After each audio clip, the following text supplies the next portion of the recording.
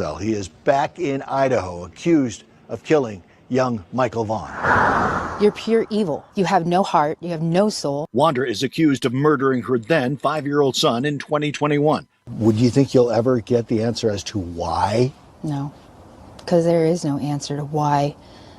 Why would somebody hurt an innocent little boy? What answer could you give? What answer could you possibly give? How scared was he? Did he ask for me? Did he ask for Tyler? STACEY Wondra has been charged with first-degree murder and second-degree kidnapping and destruction of evidence. Michael Monkey Vaughan went missing from his Fruitland neighborhood on July 27, 2021. This is a criminal investigation. Now, more than 4 years later, in newly unsealed court documents, Fruitland police named 4 people they believed are involved in Michael's murder. Those 4 names are ones we've heard before. This is Sarah Wondra. This is Sarah's husband, STACEY Wondra. This is Brandon Shirtliff, Adrian Lucian.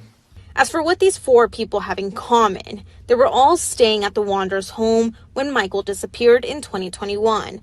That's just half a mile from Michael's home where he was last seen.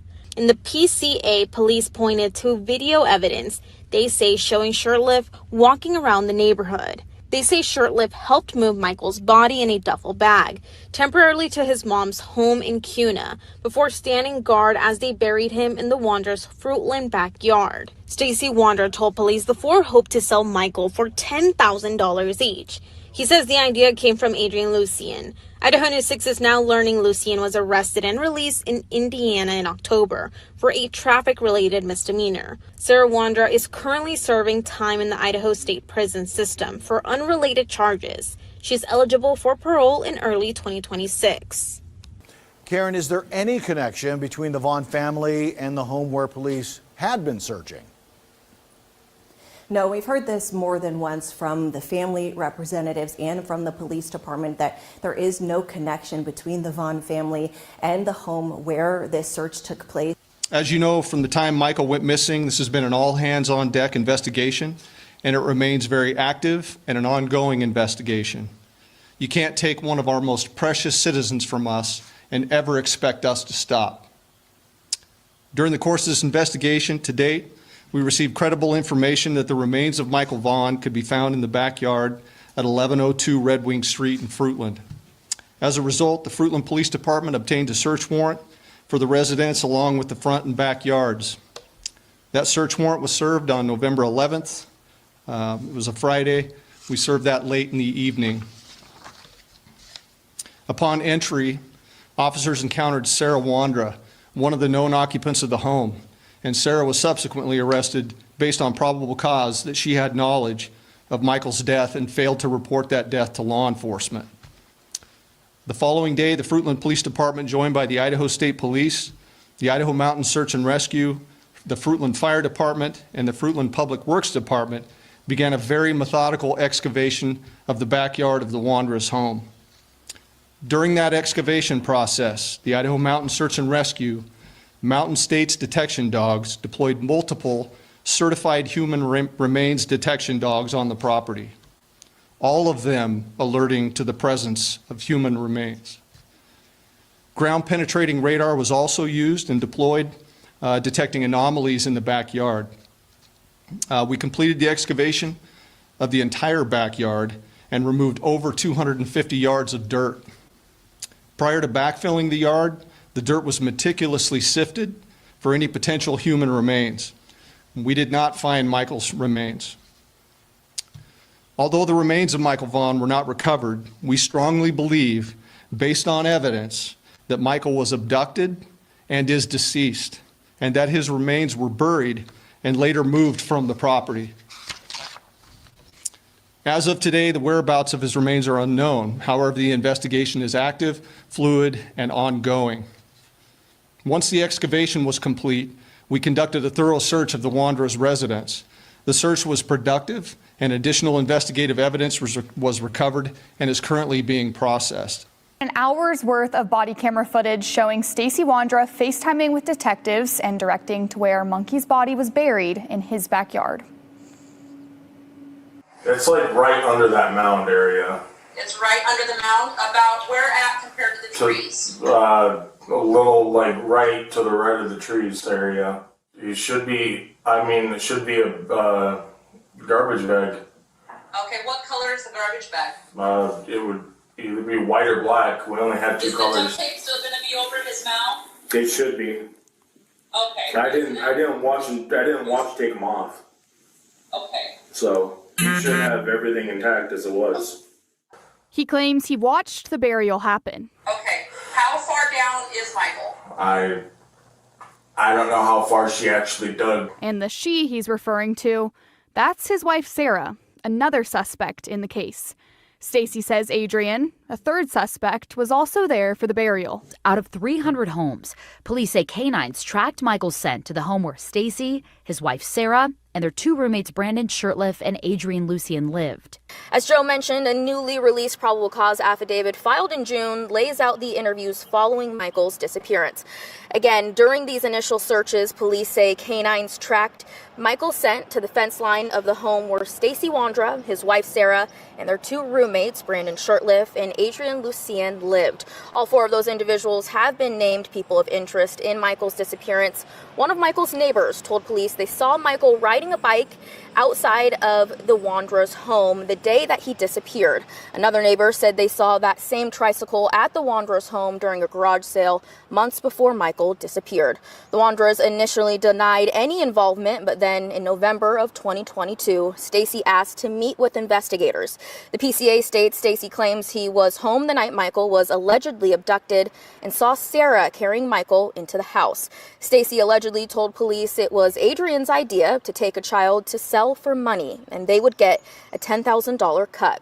Stacey claims Sarah told everyone to, quote, follow her lead. Stacey told investigators they took him to Brandon's mother's home in Kuna that night, where they left Michael overnight. Stacey claims the other three returned to Brandon's mom's house the next day and brought Michael back to the Wanderer's home in Fruitland. Stacey told police Michael was not alive, and Sarah and Adrian buried him in the Wanderer's backyard. 2 days after Stacey's interview with police, they executed a search warrant and excavated the Wanderer's backyard. The affidavit says cadaver dogs alerted to the same area where Stacey told detectives Michael's body was buried, but to this day, Michael has not been found.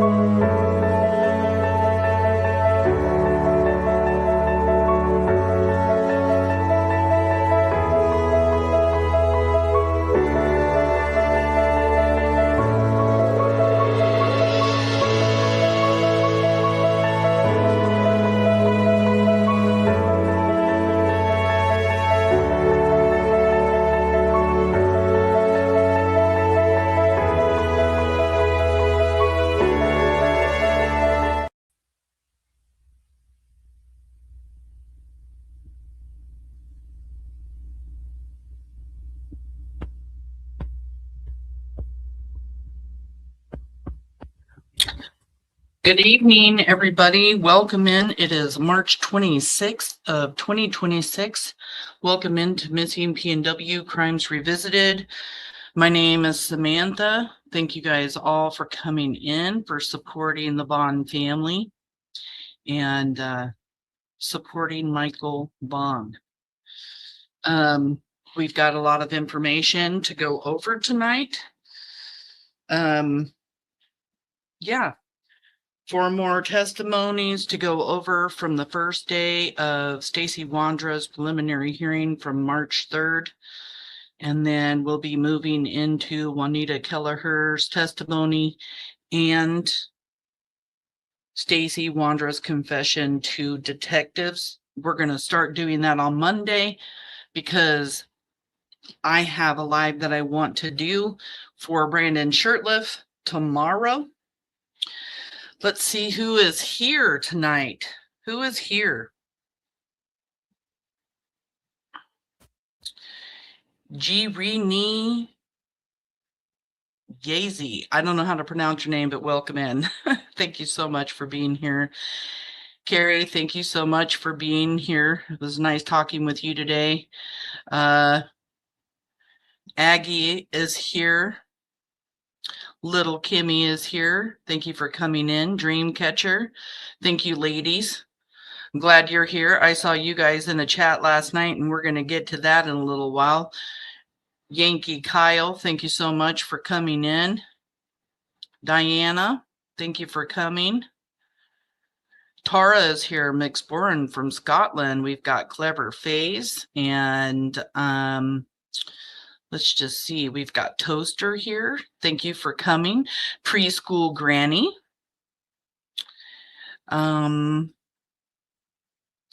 Olive Eva Staten, thank you for coming. Flo is here. Thank you so much, Flo, for being here. Lovely to see you. Avi, my beautiful moderator, is here. Thank you for coming in under your scars. Thank you for coming. We've got some new faces here, so welcome into Missing PNW. I really love having new people coming in. Darlene. Aggie says, up to the Vaughan family and NEAL family. Prayers are going up. Thank you so much for that. I know that the Vaughan family really appreciates everybody coming in and following Michael's case. It means a lot to them. It means a lot to me. I love having you all here. Kimberly is here. Thank you so much for coming. Amanda, Sixth Sense Melia. Lynn, which is Sissy, coming in. Thank you guys all so much. Sleuth Fairy, good to see you. Hair Curlers in Crime has the best YouTube name on the YouTube streets. Thank you so much for being here.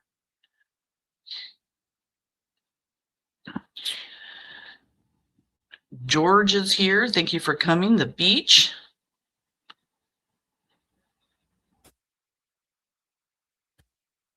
Yeah, so there was some drama going on last night over on PG. What is that? Prayer Garden channel. It was disgusting to watch, to say the least. She was going over Michael's case last night, spreading rumors and misinformation. Very, very, very bad. Very, very bad. PG said that she had some conversation with STACEY WONDRA before his last arrest, before going to prison this last time. And STACEY WONDRA was talking to her about a shadow man that was seen in the neighborhood, hopping fences. And also talking about that STACEY had talked about this shadow man when he was all over YouTube talking. And I'll tell you right now, I've watched every single one of those videos of STACEY WONDRA. I have most of them recorded. And STACEY's never talked about a shadow man. And the only reason that he started talking about a shadow man is because another creator, we all know who we're talking about, put in STACEY WONDRA'S ear that apparently there's some kind of footage or something of a shadow man hopping fences and burying bodies in the WONDRA'S backyard, or maybe moving bodies from the WONDRA'S backyard. And PJ saying that maybe this body got moved into the neighborhood there where the Vaughns and the WONDRA'S live. And I'm sitting there with my mouth dropped, floored at this, because she didn't even realize that STACEY only started saying that when another creator started whispering in his ear about her own conspiracy theories about this shadow man being Tyler. Yes, Tyler, you heard that right. Apparently he was hopping fences in the neighborhood and he had done something to Michael and buried him here and there. Come on now.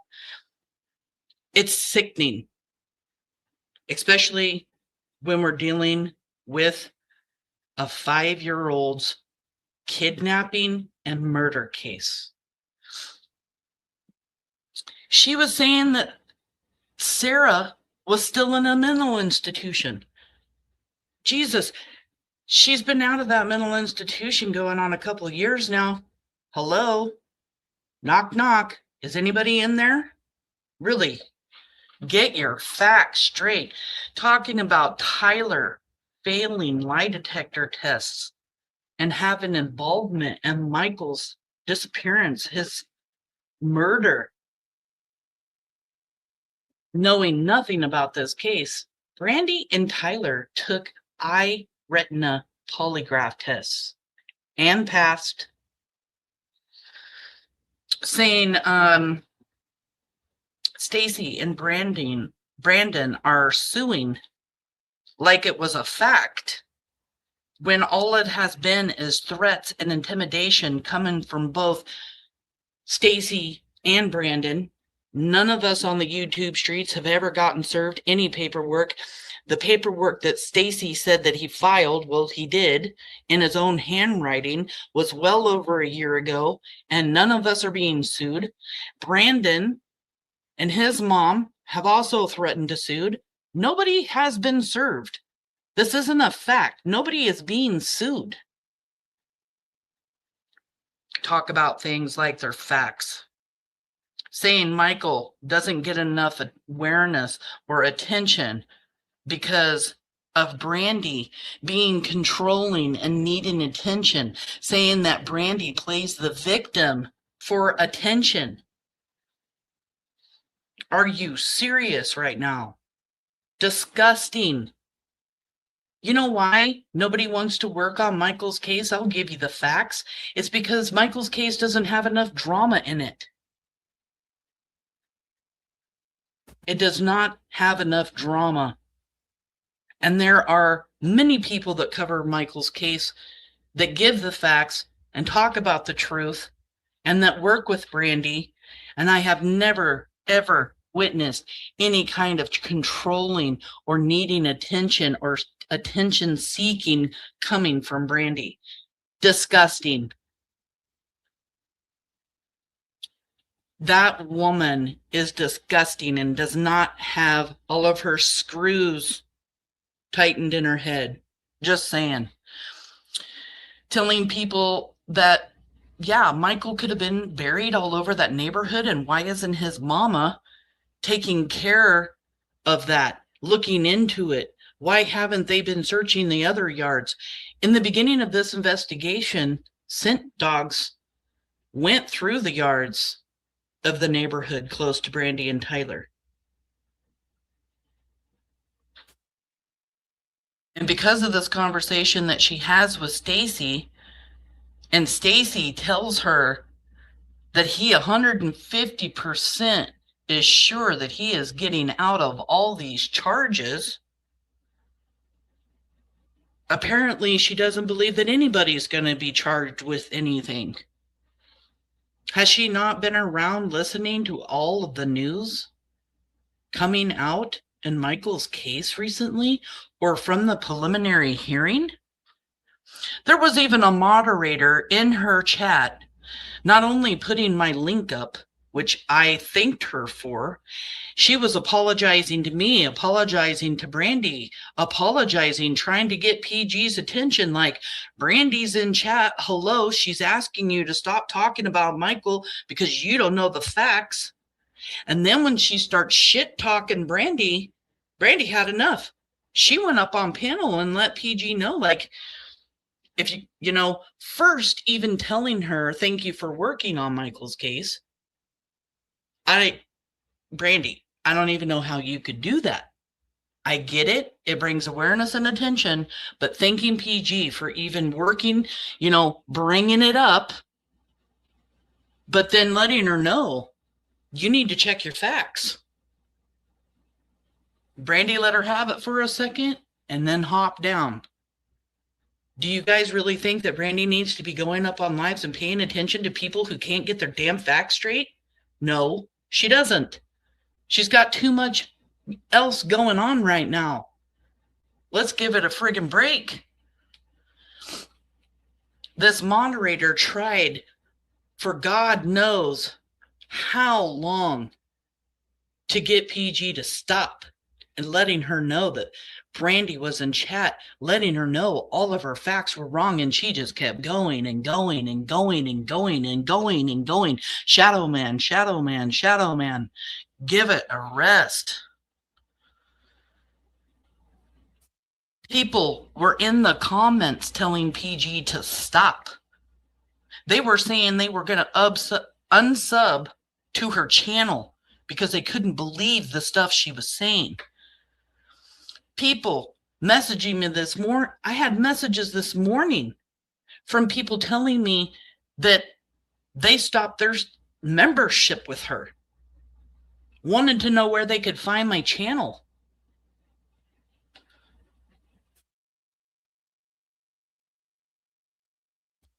She didn't know what the hell she was talking about. This woman should not be covering any cases. None at all. And it's creators like that that give true crime on the YouTube streets bad name. This is why YouTubers have a bad name when they're trying to cover true crime. And we should not be dealing with this when we're talking about an abducted, murdered child. We should not be dealing with it. The news is PJ said that she had had enough and she is no longer going to cover Michael's case. She'll never do it again. Thank God. Thank God for that. You can see chat blowing up. There's a lot of people in chat right now that were there last night watching it.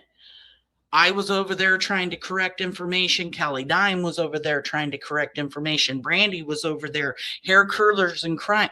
There was so many of us over there. And then some new people that are here in our chat now that were over there last night, coming over here tonight to get the facts. Because that woman had none. None. And then she privated her live, took it down so no one could see it this morning. Or maybe that was in the middle of last night. I don't know. All I know,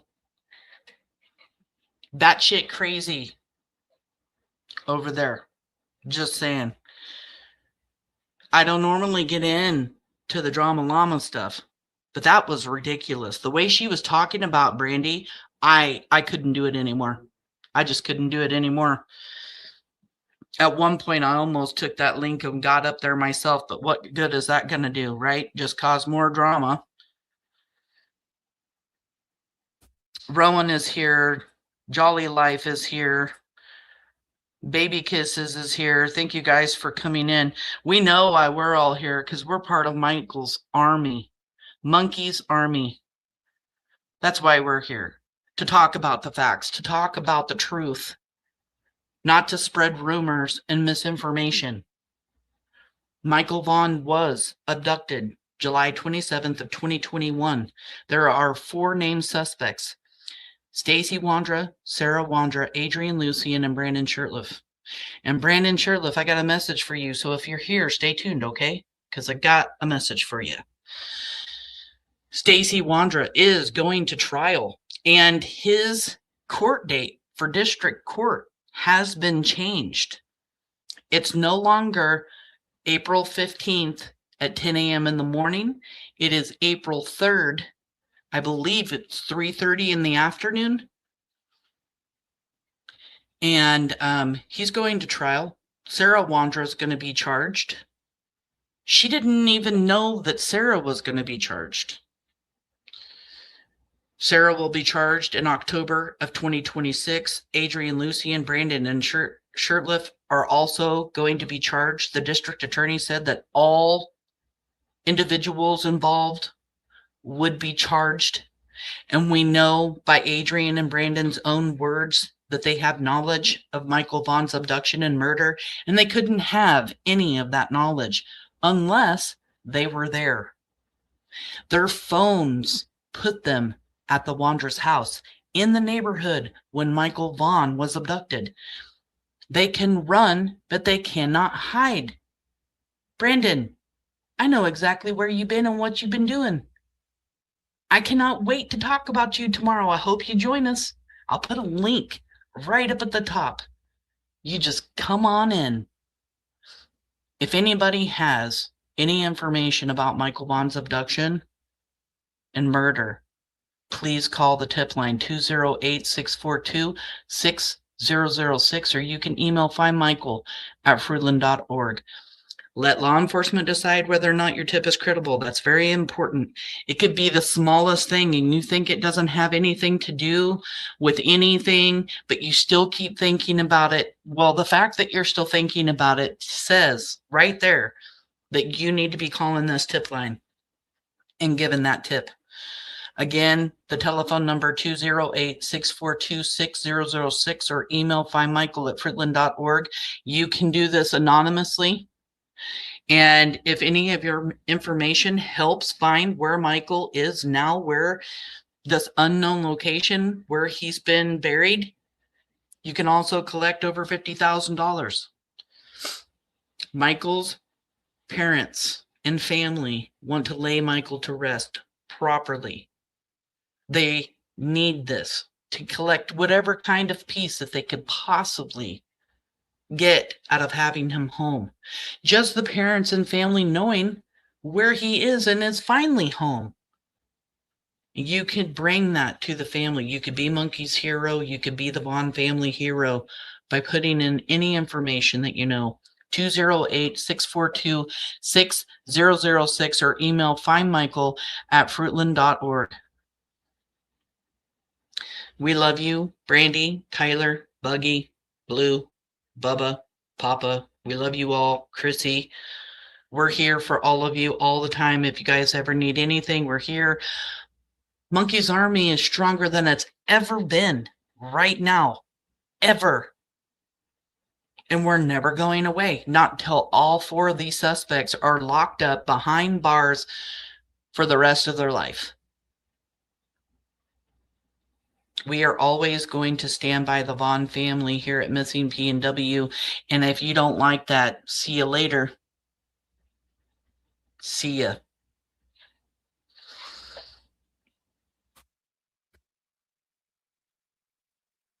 It was awful last night. It was just awful. Again, sorry about the drama llama stuff, but yeah, Dreamcatcher was there. Thank you so much. In last night's chat, there's a couple of other people here. Carrie was there. So many people were in there trying to defend BRANDI and the Vaughan family. Purple's here. Thank you for coming in. She says she left her a message on her wall. Good. I hope she's hearing me now. BRANDI says it's been 1,703 days since Michael's been gone. That's a long time, honey. And I'm sorry, you're still counting those days. But we're going to get justice. You're strong, you're beautiful, and your family and your dynamics there at home, the way you guys support each other, are going to get through this, hun. You're going to get through this.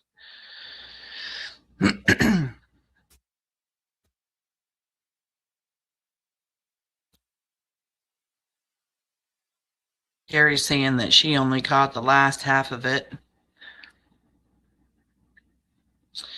Should have downloaded it before she deleted it. You know what? If I knew how to download stuff like that, I would have. I wasn't on my computer. I was on my phone. It was late. I was already tired from spending the whole day with my grandbabies. Good to see you, Rogue. Thank you for coming in. Trish is also here. Thank you for coming. The one that was lying is PG, what is it, Prayer Garden of America or something like that. Brandy says she kept pretending like I wasn't there. I was all dancing in that backstage, waving. I was yelling, PG, PG. It's me, it's me. You think she was pretending, huh? Thank you, Tara, for being here. Exactly, Sam. She has content now, and I am sure.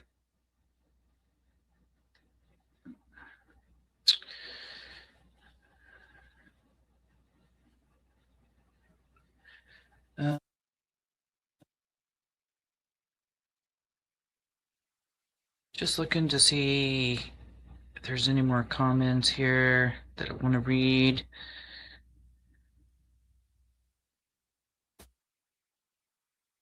Brandy says right when she ended that live, she deleted it, like bam, right then. And 3, I knew I should have screen recorded. Yep, it was black on my end too afterwards. Brandy says it wouldn't hurt my heart if then I stopped myself. I said, just please share Michael's flyer and the facts. Then I got aggravated. Yes, I was snotty, but she was being an ass. After everything that she said about you, Brandy, I can't even blame you for being upset, getting up there, even if you would have laid into her more, just attacking for no reason. Hair Curlers and Crime says, I know she saw my comments and she knows from me, Summer's case, I was hoping she would understand she was wrong. Well, kind of sucks that she works any other kid's case, honestly. As much misinformation and rumors being spread in that live. Thank God she took it down.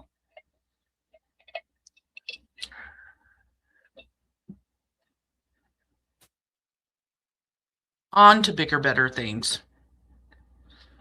I only like being petty every now and then, and I don't even feel like I'm being petty. I'm protecting my friend. Sticking up for my friend, because it's just bull crap. I hate misinformation and rumor in kids' cases. It's just ridiculous. Why do people do that? Brandon Shirtliff, I hope you're here. And if you're not, I hope you come and watch the replay, because we got big things coming out about you tomorrow. You ain't gonna like me. You don't like me now, but you really ain't gonna like me tomorrow. Here's a little preview of some information going to be coming out on tomorrow's live. My plan is getting over this first day of the preliminary hearing, which is today. We've got 4 testimonies coming up. We'll talk about those in a second. And then that's going to end the first day of the preliminary hearing for March 3rd, 2026. And we'll start a new week next week with Juanita Kelleher's testimony, the footage from STACEY Wondra, and end it with STACEY Wondra talking with his mom. I believe that's the very end of the entire preliminary hearing. But that's my plan. We're just going to take a break away from the preliminary hearing for one day because, Brandon, I got a message for you. Here's a sneak peek of tomorrow night's live.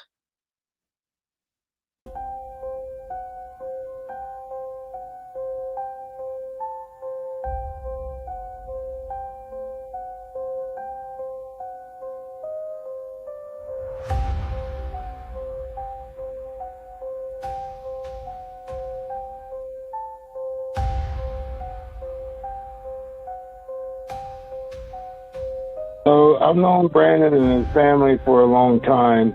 He came out and was working with me for a while. I hadn't seen Brandon in like 11 years, and I moved out to Montana. He lives over in Idaho. And he came out, worked with me over the summer, and he had all that stuff going on, and then his mom was telling me about it and sending me videos and stuff, so I just thought it best that he moved on. He left. Yeah, he left a few months ago.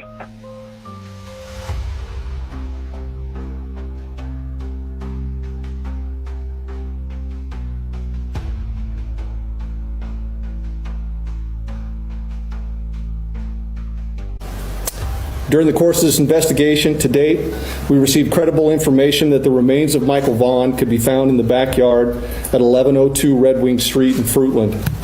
As a result, the Fruitland Police Department obtained a search warrant for the residence along with the front and backyards. That search warrant was served on November 11th. It was a Friday. We served that late in the evening. Came out to work with me. I'll be honest, he got in trouble for pot over in Idaho is what he told me. So, and they were trying to put him in jail. And then over here, you know, I live in Montana. Marijuana's legal. I'm just being honest. So.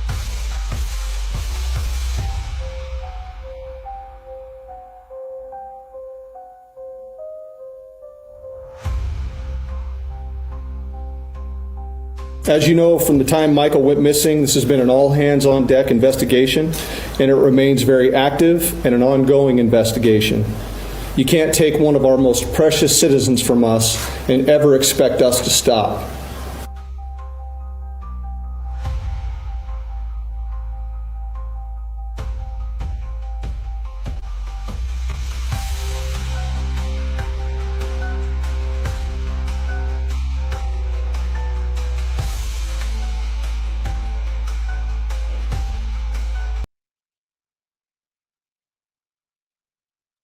Just a sneak peek. Mama B's in the house.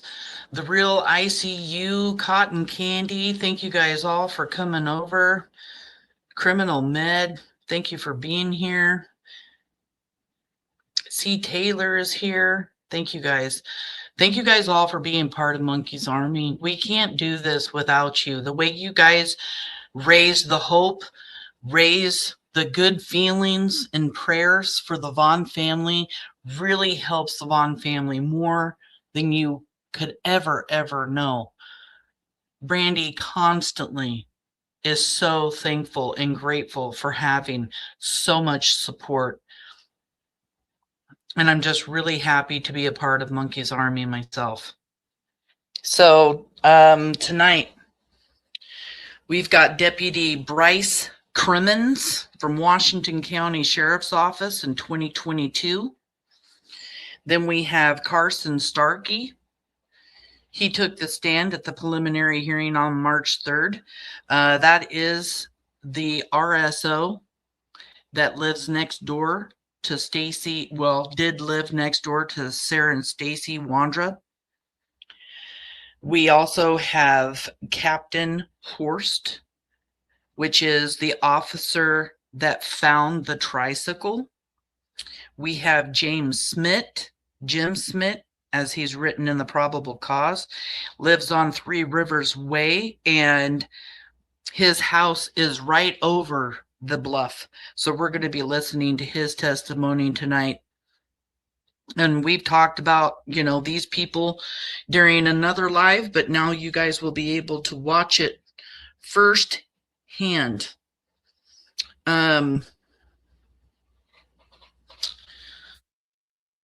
Yeah. So that's what I got for you guys tonight. Just going to go over the rest of the first day. And like I said, we will start fresh Monday with Juanita Kelleher and start some of that footage from STACEY Wondra's confession. Confessions that were not bullied to the point of interrogation. And now that some people have seen STACEY Wondra talking with his mom, with no detectives, nobody in the room with him, confessing to his mom exactly what he told detectives, it's huge. Tara can't wait for tomorrow. I can't either.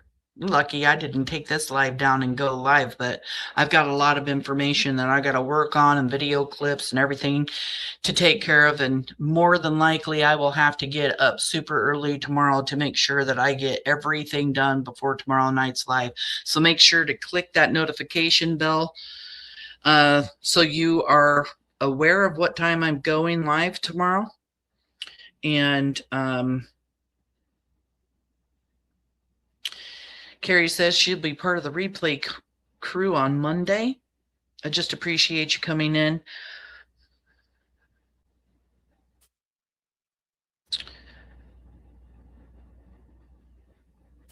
Linda says that Samantha PJ saw this video obviously 4 days prior. She was condemning STACEY.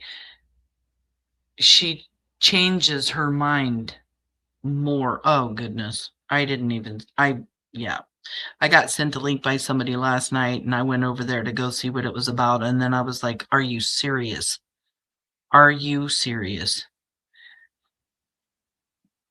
Avery is here. Thank you so much for coming in. Lots of new faces. Welcome into Missing PNW. Let's start going over the rest of the preliminary hearing. STACEY Wondra's preliminary hearing.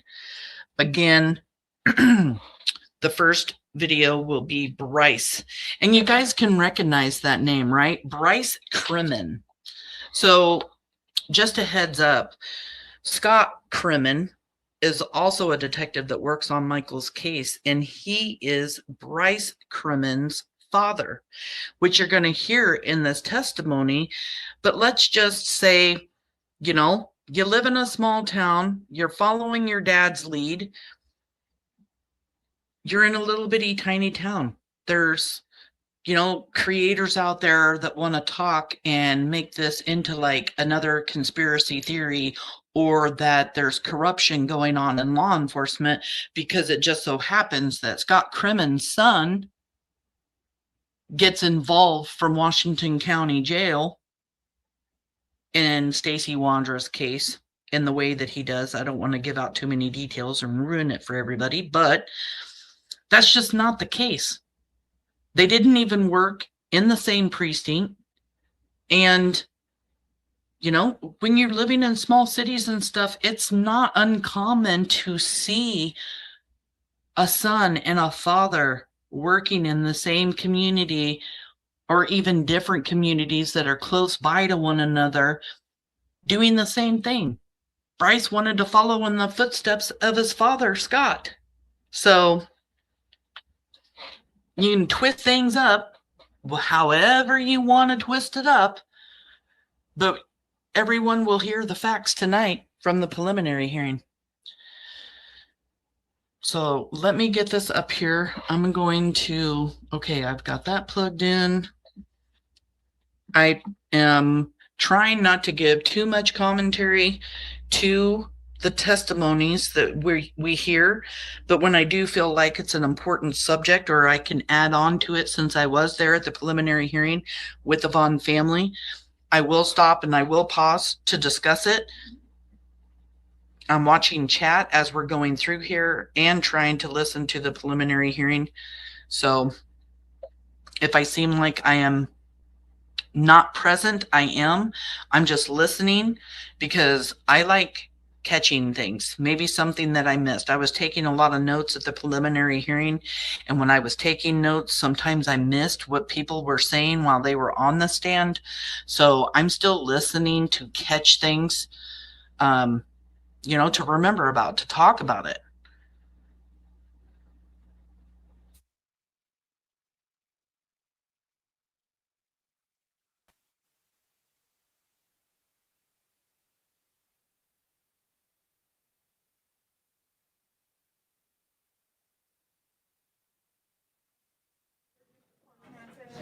BRANDI. Go ahead and be seated.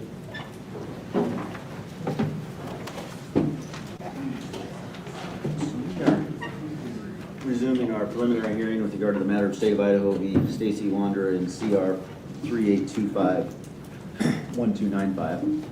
Is the state ready to call its next witness? We are, Your Honor. Who would that be? The state calls Bryce Crimin. All right. I should have asked, is the defense ready to proceed as well? Sure, Your Honor. All right, so, sir, if you'll come down between the tables here, raise your right hand to be sworn. Do you solemnly swear and or affirm the testimony you're about to give in this matter will be the truth, the whole truth, and nothing but the truth? Have a seat there in our witness chair.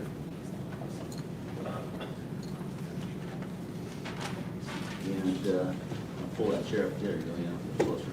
And you state your full name and spell your last, please. Deputy Bryce Crimin, C-R-I-M-I-N. All right, state can begin as soon as you're ready. Okay, thank you, Your Honor. Mr. Crimin, what is it that you do for a living? I'm currently assigned to patrol for the Washington Sheriff's Office. Okay, and in November of 22, where did you work then? I was currently, during that time I was assigned in detention as a detention deputy for the same agency. Okay, and what were your duties at that time as in the jail? House and safely monitor security of the facility, so you monitor inmates, stuff like that. Okay, and some point were you asked to help facilitate some interviews between an inmate and the Fruitland Police Department? Yes, it was. And who was the inmate that you were, that was the target of that? STACEY WONDRA'S. Okay, and do you see Mr. Wondra in the courtroom today? Yes, I do. Okay, can you identify an article of clothing that he's wearing and point out where he's sitting? Yes, he's wearing a brown coat tie, and he's sitting to my right, and the counsel table is to the right. Okay, and that's defense counsel? Yes. Defense table. Okay, and while you were cooperating with the Fruitland Police Department, did you become aware of any items that may have had evidentiary value to their investigation? Not specifically during that time, not during the Facetime visits with the police department. Okay. Was there ever a time where you became aware of a letter, like a Thanksgiving or apology letter? Yes. Okay, when was that? I received an email that STACEY WONDRA had plans to send a Thanksgiving letter to the Vaughan family, and we were not to send that out. Okay. And at any point during your duties in the Washington County Jail, were you able to intercept or find that letter? Yes. I was going through STACEY WONDRA'S property box that was removed from a cell when he was on a suicide watch. And I noticed a piece of paper that said, to the Vaughan family, happy Thanksgiving to the Vaughan family, something like that. Okay, and so when somebody's placed on suicide watch, is it standard procedure to go through their property?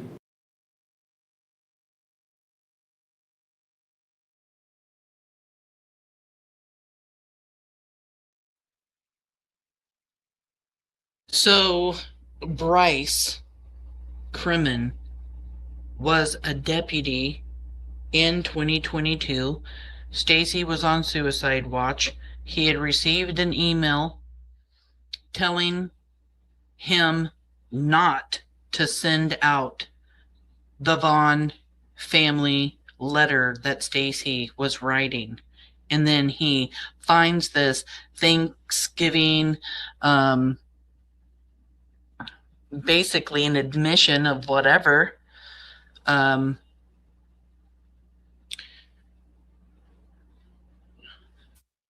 Yeah, like a confession letter to the Vaughan family.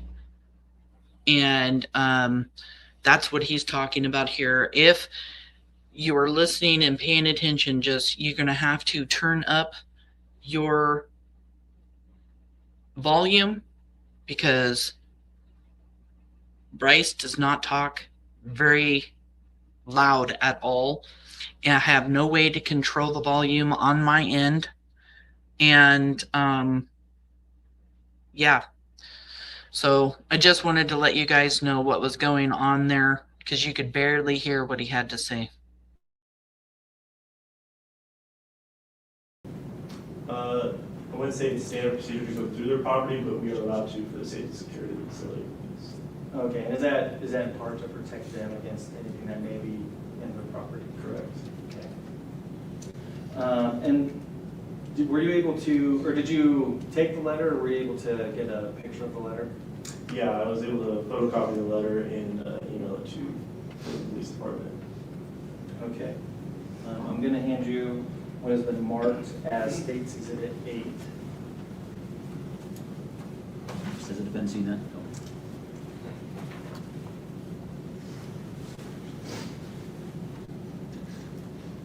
All right, are you familiar with this?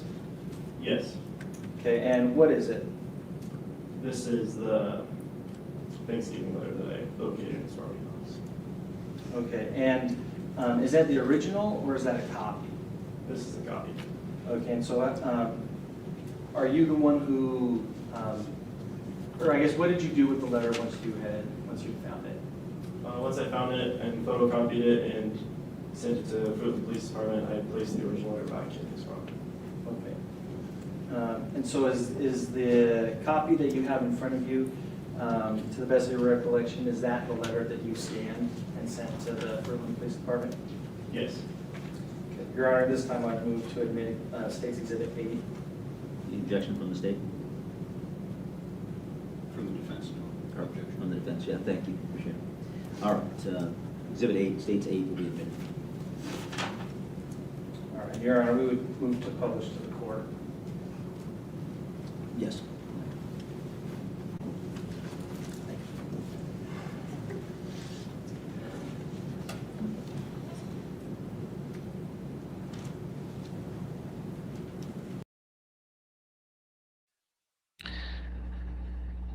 So Bryce tells the court that he found the letter inside STACEY WONDRA'S tote. It's like a little plastic box. It's a tote. He found it in there. He got it out. He copied it and sent it over to Fruitland. And he also puts it back inside Stacy's tote because it was unfinished.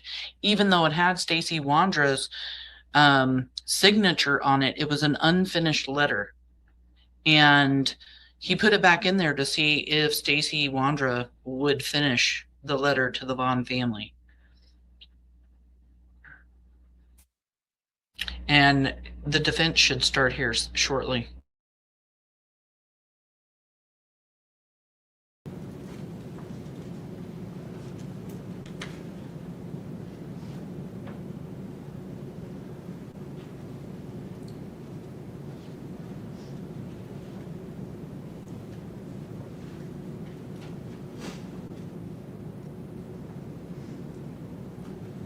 Go ahead. And I apologize, I did not get your title. Is it Deputy Crimin? Yes. Okay, Deputy Crimin. When you intercepted the letter, did it look like it was finished or did it look like a work in progress? It looked like a work in progress. Okay, and was it signed? I can't recall. Okay, if you were to look at the letter that you have in front of you, would that help you to, would that refresh your memory? He doesn't have it anymore. Oh? But yes, okay. And so don't read directly from it, but you can look at it, and once your memory is refreshed, then you can look back up at it. If it does not refresh your memory, and simply you're just reading it, please let the state know. Okay. Yes, it is signed. Okay, and who's it signed by? Here's STACEY WONDRA. Okay.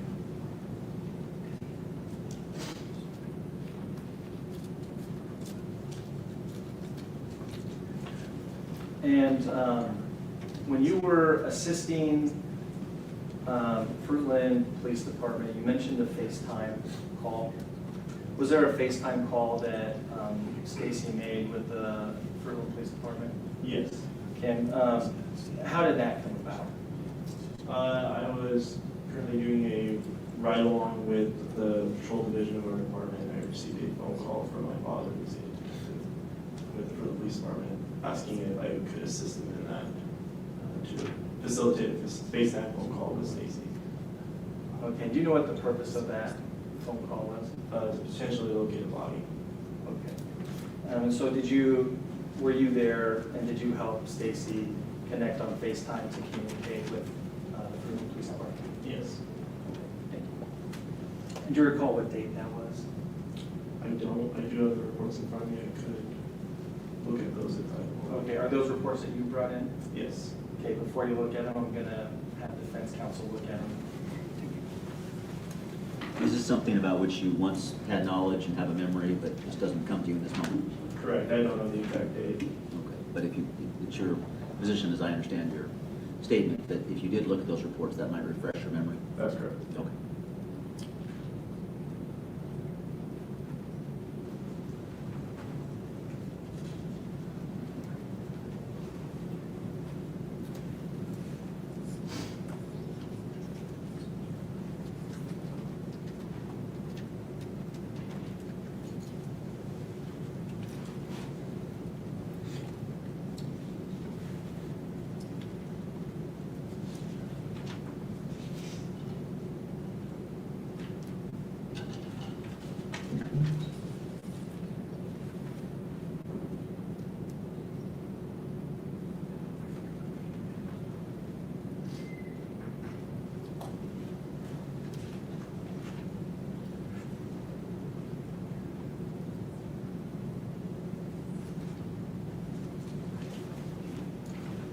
objection from the defense to the officer looking at those reports for the purpose of refreshing his memory? No.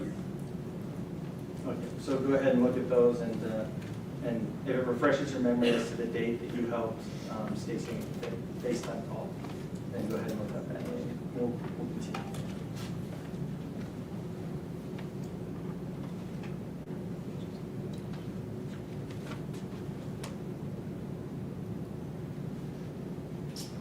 In November 12th, 2022.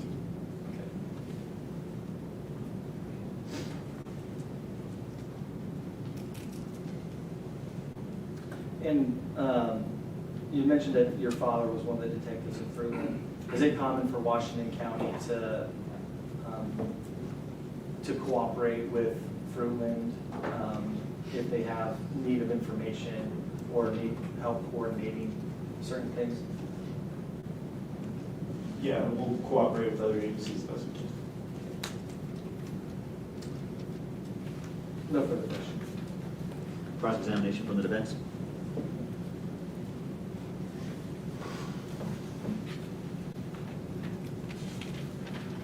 Deputy Crimin, are you a deputy currently for the Washington County? Yes. And you no longer work in the jail facility, though? No. And you're on patrol now? Yes. Okay. At this time, what we're talking about here, you were working in the jail, though, as a jail deputy? That's correct. Okay. And just for clarification, STACEY WONDR'S is in that jail at the time? Yes. And is Washington County the facility where federal inmates being held on federal charges are often kept? That's correct. Okay. And is that why Stacey was there, to the best of your knowledge? I believe so, yes. Okay. You indicated on direct examination you were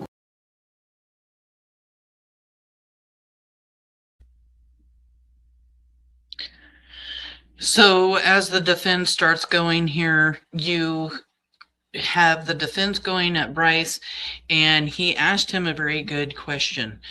Is it, common for a felony to be, or a felon to be over in Washington County? And he says, yes, I've actually been asked this question several times. Why was Stacey Wondra not in jail near Fruitland or in Payette County Jail? Why was he over in Washington County Jail? And it's because that's where they held their felons.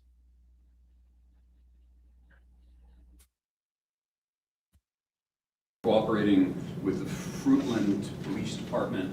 Under what authority were you doing that? I was currently just doing a ride along with patrol at that time. With Fruitland Patrol or Washington? Washington, yes. Okay. Now, so when you say you were cooperating with Fruitland Police Department, does that mean that they reached out to you and asked for your cooperation? Yeah, they called and asked if I would be able to assist in aiding in that phone call. Okay, well, let's get right to it. Who's your father? Detective Scott Crimin. And Scott Crimin is a detective with Fruitland Police Department? He was at that time, yes. Okay. And is he the one that's facilitating this cooperation from you, or requesting this cooperation from you? He did request that from me. Okay. In regard to this Thanksgiving letter that has been admitted, we just kind of flew right past how you kind of learned. So you're hearing Bryce talk about that it was his father from Fruitland Police Department ask Bryce if he would go and help Fruitland Police Department, you know, the confession footage that we have seen that's been let out on YouTube where they're FaceTiming and everything. Bryce Crimin was asked by his father from Fruitland Police Department to come and assist.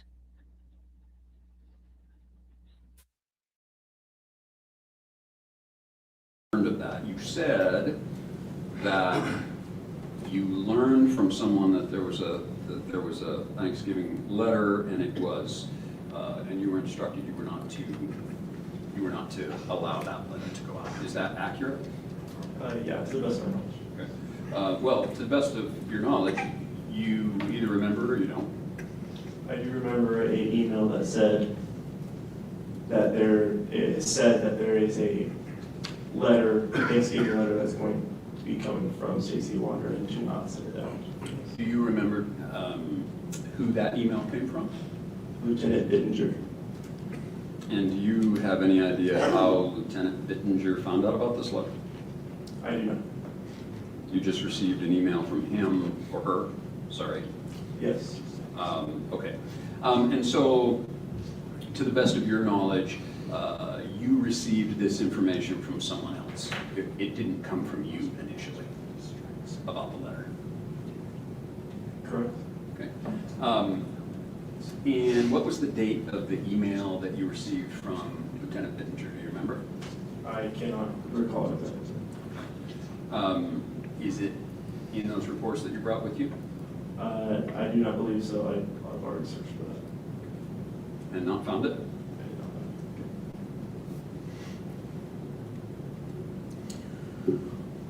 So your testimony is that STACEY WONDRA was on suicide watch at this time? That's correct. What are the protocols for the Washington County Jail for someone who's on suicide watch? They're to be removed from their cell, typically initially, and then we'll go to a holding cell, and they're typically removed of all clothing, placed in a suicide smock, and that it's essentially like a weighted blanket, is the best way I can describe it, and placed on a 15-minute watch, so we check on them every 15 minutes. And does the jail have a written policy regarding going through a property box for the inmate? Do you know? We are allowed to search the property. That's correct. And where does that come from? Is that in an email as well, or is that written down somewhere? That should be written down. And do you remember, as part of your training as a jail deputy, being trained on that particular policy? It was part of the training to do searches of the facility. That's correct. Who was your supervisor at that time? Direct supervisor, or do you want to change? Direct supervisor would be fantastic. At the time, Sergeant Wade. And do you remember who directed you to go through Stacy's property? Nobody did. You just did it on your own? Correct. And so explain that to us a little bit. In the Washington County jail cell, was there a particular pod that Stacy was in?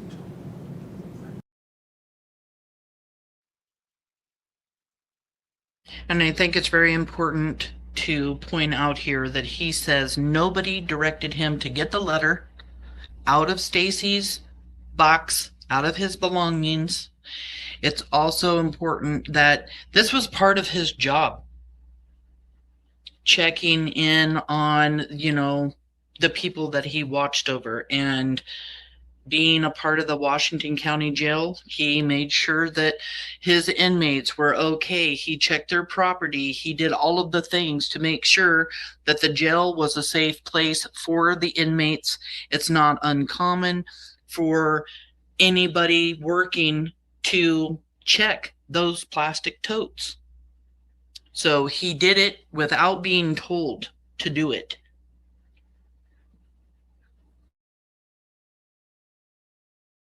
I believe it was pod 600, but at that specific time of the search, I don't recall. And is there anything special about pod 600? Is it maximum security? Is it isolated to, is it a mental health ward? Is there anything specific related to that particular pod?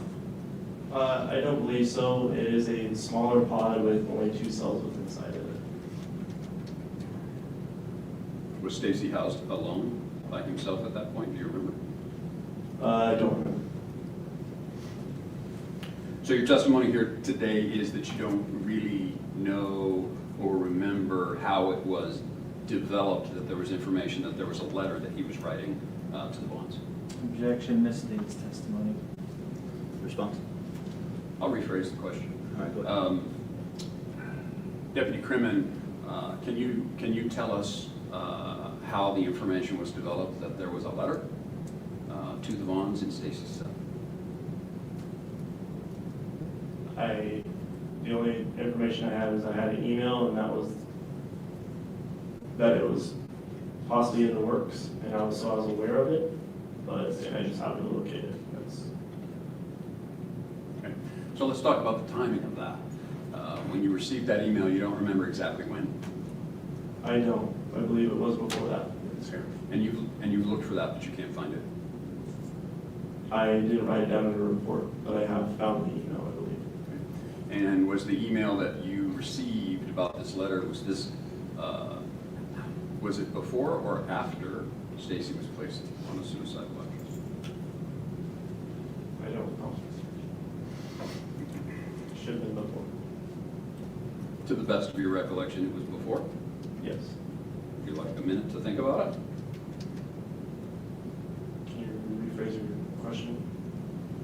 Think back to Stacy Wondra being in the Washington County Jail and you receiving an email from Lieutenant Dittinger that there was a letter, and that letter was not to go out. To the best of your recollection, was that before Stacy was placed on suicide watch or after? I'm not trying to trick you. If you can't remember, you can't remember. It should have been before, but I don't know. Okay. Fair enough. And so talk to me about this property box when an inmate is in the Washington County Jail, in a cell. They have a property box in there? Yeah, that's how I describe it, kind of like a tote where they can keep kind of their belongings, like soap. And is that tote made out of fabric, canvas, metal, wood? What is that tote look like? Plastic. It's a plastic tote. Okay, like a square? Yeah. Closable tote? It's not closable. It's open top. Okay. And that tote would typically hold the personal items for an inmate that an inmate is allowed to have in the jail? Correct, within the cell, yeah. And so when he was on suicide watch, was there someone that specifically directed you to go through that tote, or you did it on your own? I don't recall. I do not believe anybody specifically directed. So you don't really know whether you went through that tote because someone said we want to find that letter, or you went through that tote because he was placed on suicide watch and that was your protocol, that was your policy? Nobody directed me to specifically go through his box at that time.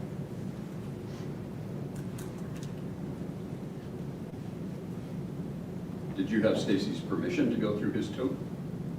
No. Did you have a warrant to go through his tote? No. This was, to the best of your understanding, the policy of the jail that you could do this? Yes.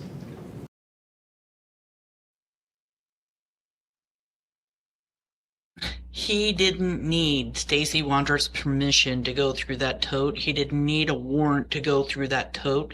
It was his job to make sure the jail is safe. Checking those totes to make sure there's no weapons.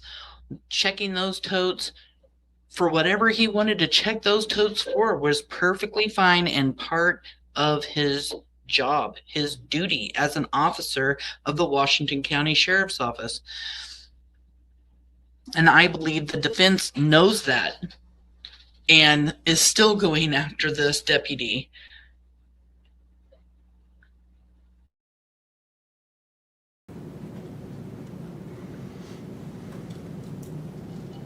And you located the letter at that time? Yes. And were there any other letters in the tote? I can't recall. Your testimony here today is that you went ahead and copied that letter and you sent it to someone. Who did you send it to? Detective Crimin with the Fruitland Police Department. Your father? Correct. At his request? I can't recall. How did you send it? Hard copy or email? Over email. And you put the original back in the box? Yes. Now, he's writing a letter that is not to be delivered, you've been told. Why put it back in the box? I wanted to see if you would finish it.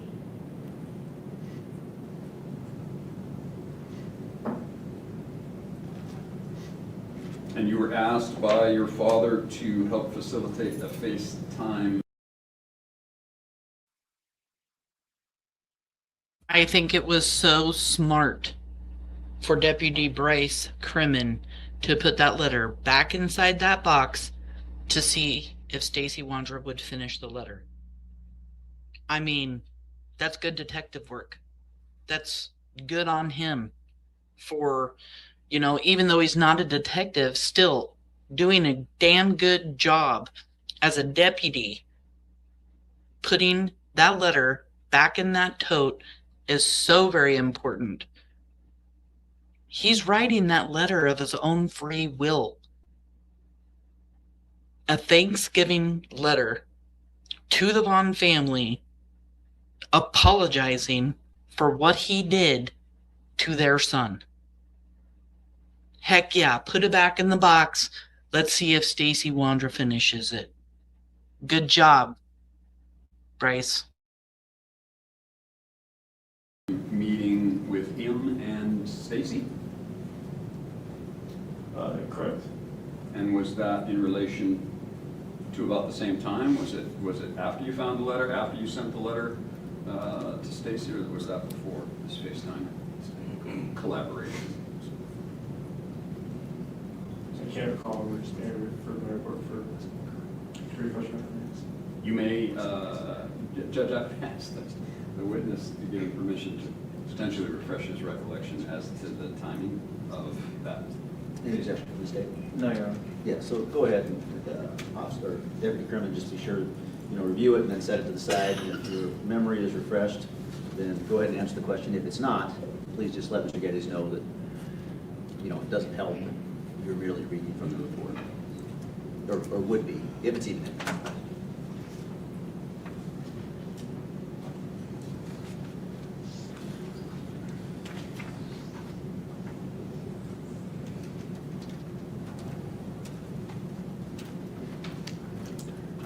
Your memory reference? Yes. Go ahead. Thank you, sir. Can you, do you now have a better idea of when this collaboration to set up this FaceTime meeting between STACEY and the Freeman Police Department was, what that date was? Yes, the FaceTime visit was November 12th, 2022, according to Was there anyone else you were working with besides your father, or was it just him? Detective Anita. I heard your last name. My apologies. Anita? Her first name is Anita. Is she a detective as well? Yes. Last name not remembered. I cannot remember it. I usually refer to her as Anita Toll, but I don't believe that is her actual last name.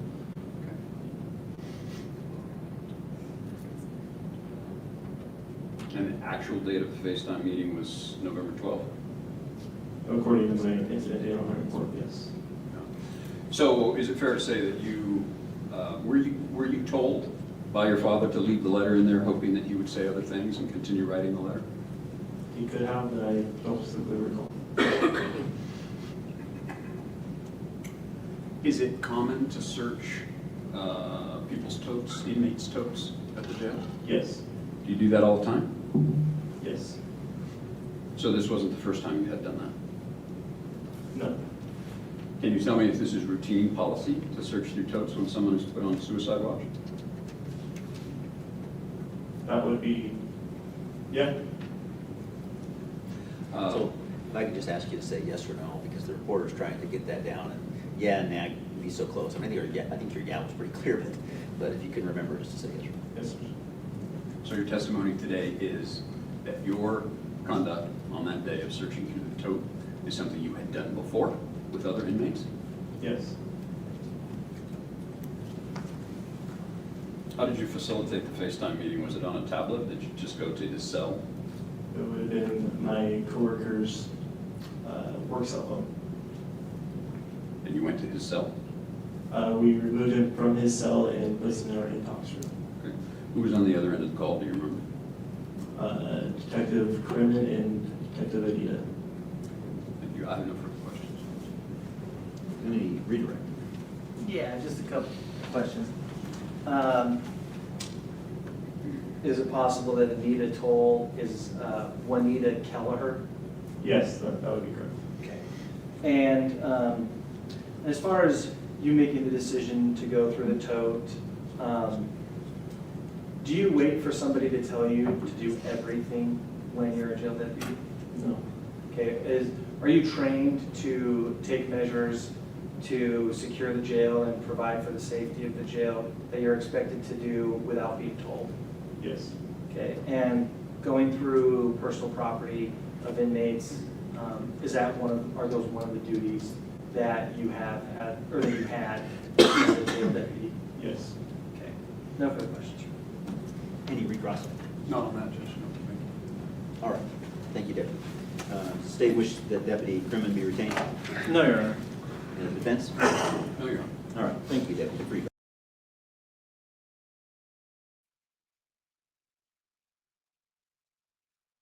So that was Bryce Crimin's testimony. I think the young man did a great job in finding that letter, not mailing it off to the Vaughns, putting it back inside the box to see if Stacy would finish it. I don't think that this has anything to do with police corruption like other people want to talk about. It's simply a small community of people that sometimes have to work together. Our next testimony, I believe, is Carson Starky, the Wandra's neighbor, but we have to do a little bit of a dance because Court Case Courtney become a member and Chuck Anderson's granddaughter gifted a membership.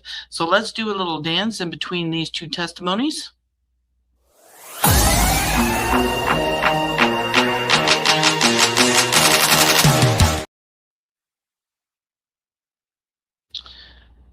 Oh yeah, we got the other creator always talking about there being some kind of corruption. This is the corruption that she's been talking about. Well, one of the things that she talks about, there's some kind of corruption here because Scott Crimmins that works for the Fruitland Police Department is this guy, Bryce Crimin's father. And they were communicating with each other about this letter. Bryce photocopied it, sent it over to his father. He had gotten an email not to send it to the Vaughan family. So there was just communication going on between Bryce and Scott, and, you know, other creator says that this is corruption. And Dreamcatcher also gifted one Missing PNW membership. Can you please thank Dreamcatcher if you received that membership or the membership given by Chuck Anderson's granddaughter? Thank you so much for being here, Dreamcatcher. I really appreciate that so much. We got another new member, Darzilla. Thank you so much. And we're going to do a little bit of a dance again.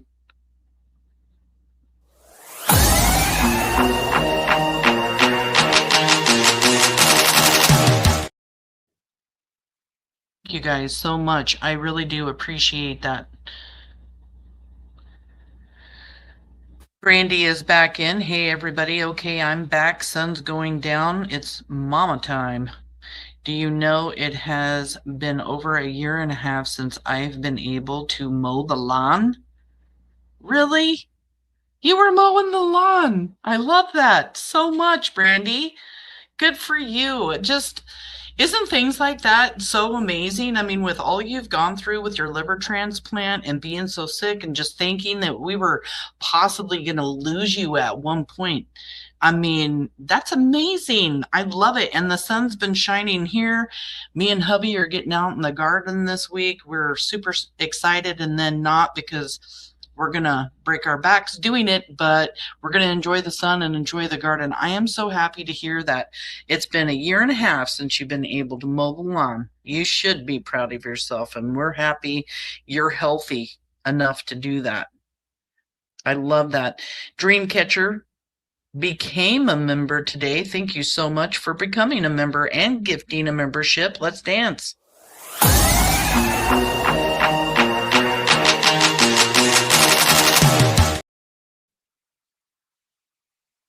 That's amazing, Brandy. Love it. Thank you guys for the new memberships. I do appreciate that. I trimmed all the rose bushes, she says. I trimmed all the lavender back. It's cleaning up out front pretty good. I love it. Love it, love it, love it. And, you know, getting your feet and hands in all that, it's so good. That earthing, I love every bit of it.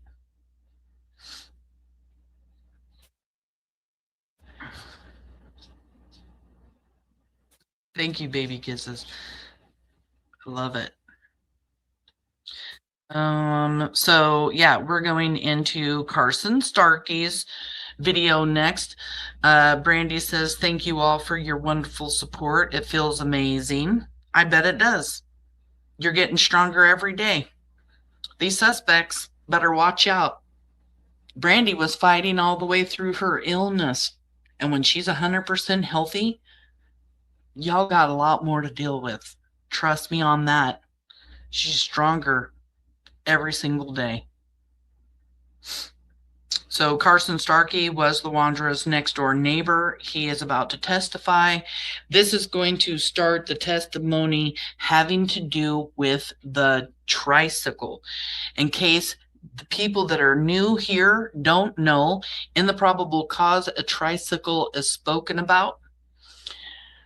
I know this was not in the probable cause, but I know because I heard a recording of Sarah Wandra's mom talking about finding the tricycle while she was on a walk with her husband, Ed. They took that tricycle and put it in the Wandra's garage. A witness came forward and said that she saw the tricycle in the garage in spring of 2021, and that's when Kay put it in the garage, was spring of 2021, before Michael's abduction. So this tricycle is at the Wandra's house before his abduction. That is huge to know. Then this tricycle is found after a man goes down the bluff, finds the tricycle, takes the tricycle home to use the wheel on it for his wheelbarrow. The wheel doesn't fit. He puts the tricycle back by the bluff sign. How did the tricycle get down the bluff? Guesses are, since STACEY WONDRA'S confession footage from the preliminary hearing, STACEY says that Michael Vaughan was lured on this tricycle. 2 days after Michael was abducted, Carson Starkey's wife said that she saw Michael riding the tricycle on Meadowlark and Redwing, and that's where Banshee, the scent dog, hit on Michael's scent and went straight to the Wandra's house, and also hit down the bluff where the tricycle was. So this tricycle is huge. This is what was lured to take Michael Vaughan to abduct him. And we're going over all that information now about the tricycle.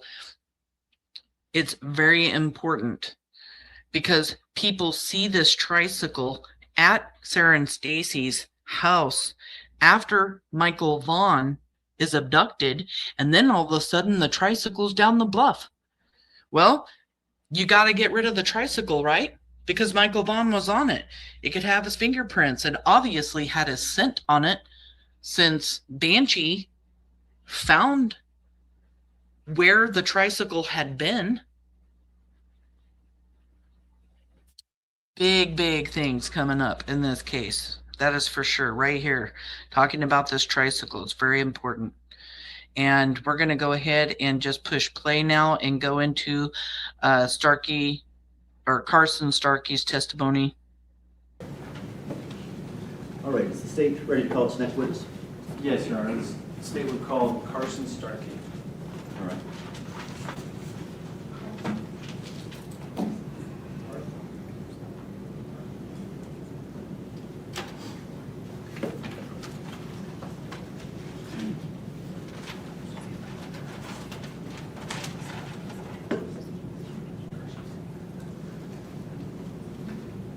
Are you Carson Starky? Yes. I'd like to come down between these tables here, and when you get into the well, please raise your right hand and be sworn.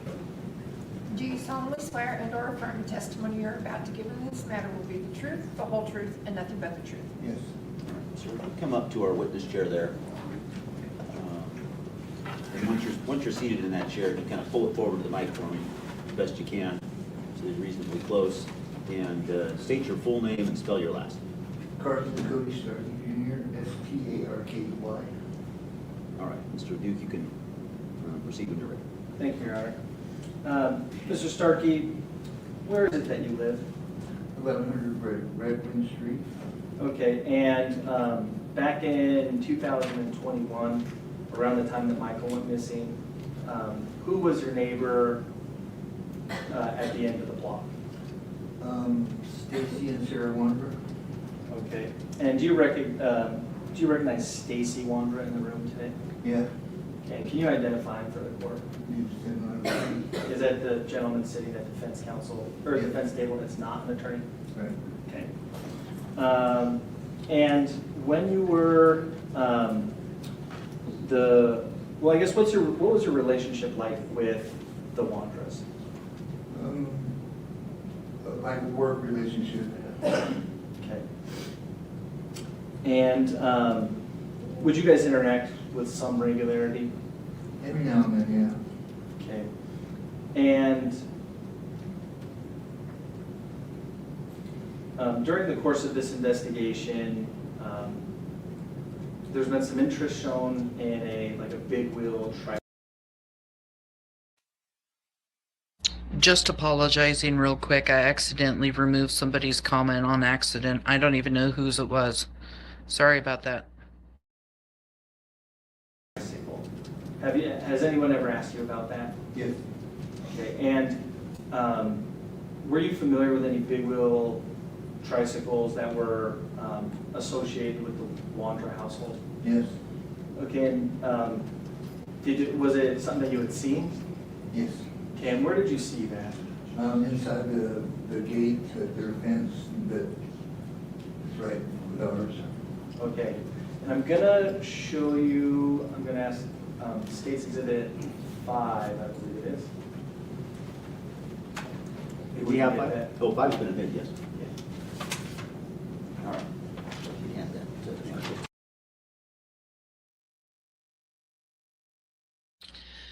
So Brandy says here, that's what was driving me crazy, why this scent was there. It's been coming back to me. I was freaking out, especially... Hold on, let me find me again.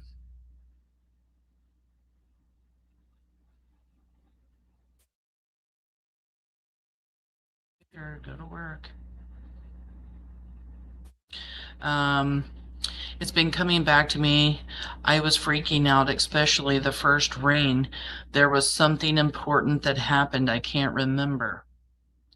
So hearing Carson Starkey's testimony here is really important to understand something. The scent dog, Banshee, that was used to track Michael's scent, went to the Wondra's house, hit on the Wondra's garage, and hit on the man gate that is between the Starkey's house and the Wondra's house. And you hear Carson Starkey say that he sees this tricycle after Michael is abducted sitting behind that man gate where Banshee hit. Everywhere that Banshee hit, this tricycle seemed to have been everywhere. So yeah, just really important information to put in there, that where he is saying he saw that tricycle is where Banshee hit. And I believe that that was like on the 2nd or 3rd of August, about 6 days after Michael's abduction. Okay, handing you what's been labeled as State's Exhibit 5. You mentioned that it was inside a gate. Is that the gate that's in between your house and the Wondra's house? It is. Okay, and is that where you saw the tricycle or the big wheel? Yes. Okay, and do you believe you would recognize the big wheel if you saw a picture of it? Yes. Okay.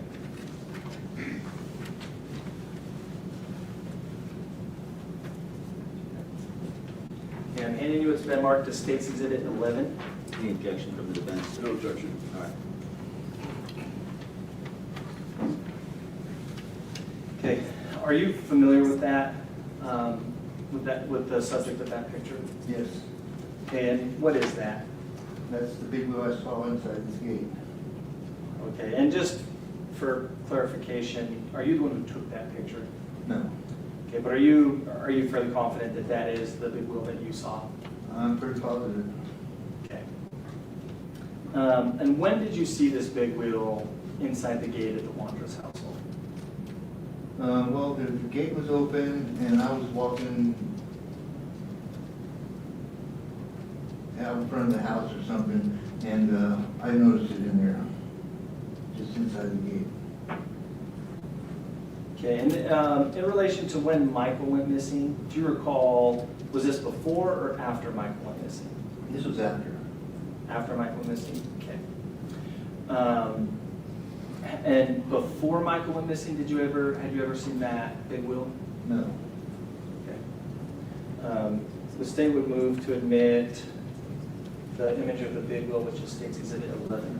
Any objection? No objection. State's 11 will be admitted.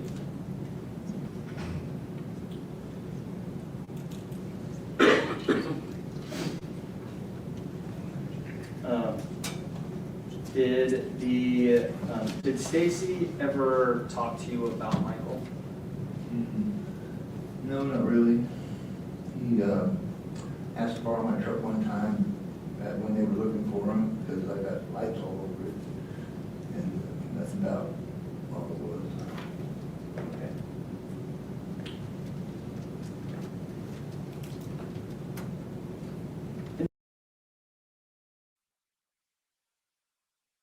Here, Carson Starky says that Stacy Wondra asked him to borrow the truck. It's the truck with the lights on it the night that Michael was abducted.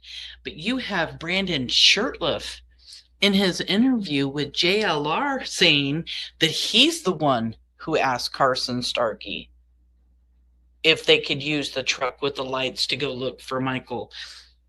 And from my understanding, Carson didn't allow anybody to use his truck to go search for Michael. Do you recall kind of the time frame, how soon after Michael went missing that you saw that trike? I don't remember exactly. Probably, I would say just a few days. Okay. Thank you. No further questions, Your Honor. Any cross-examination from the defense?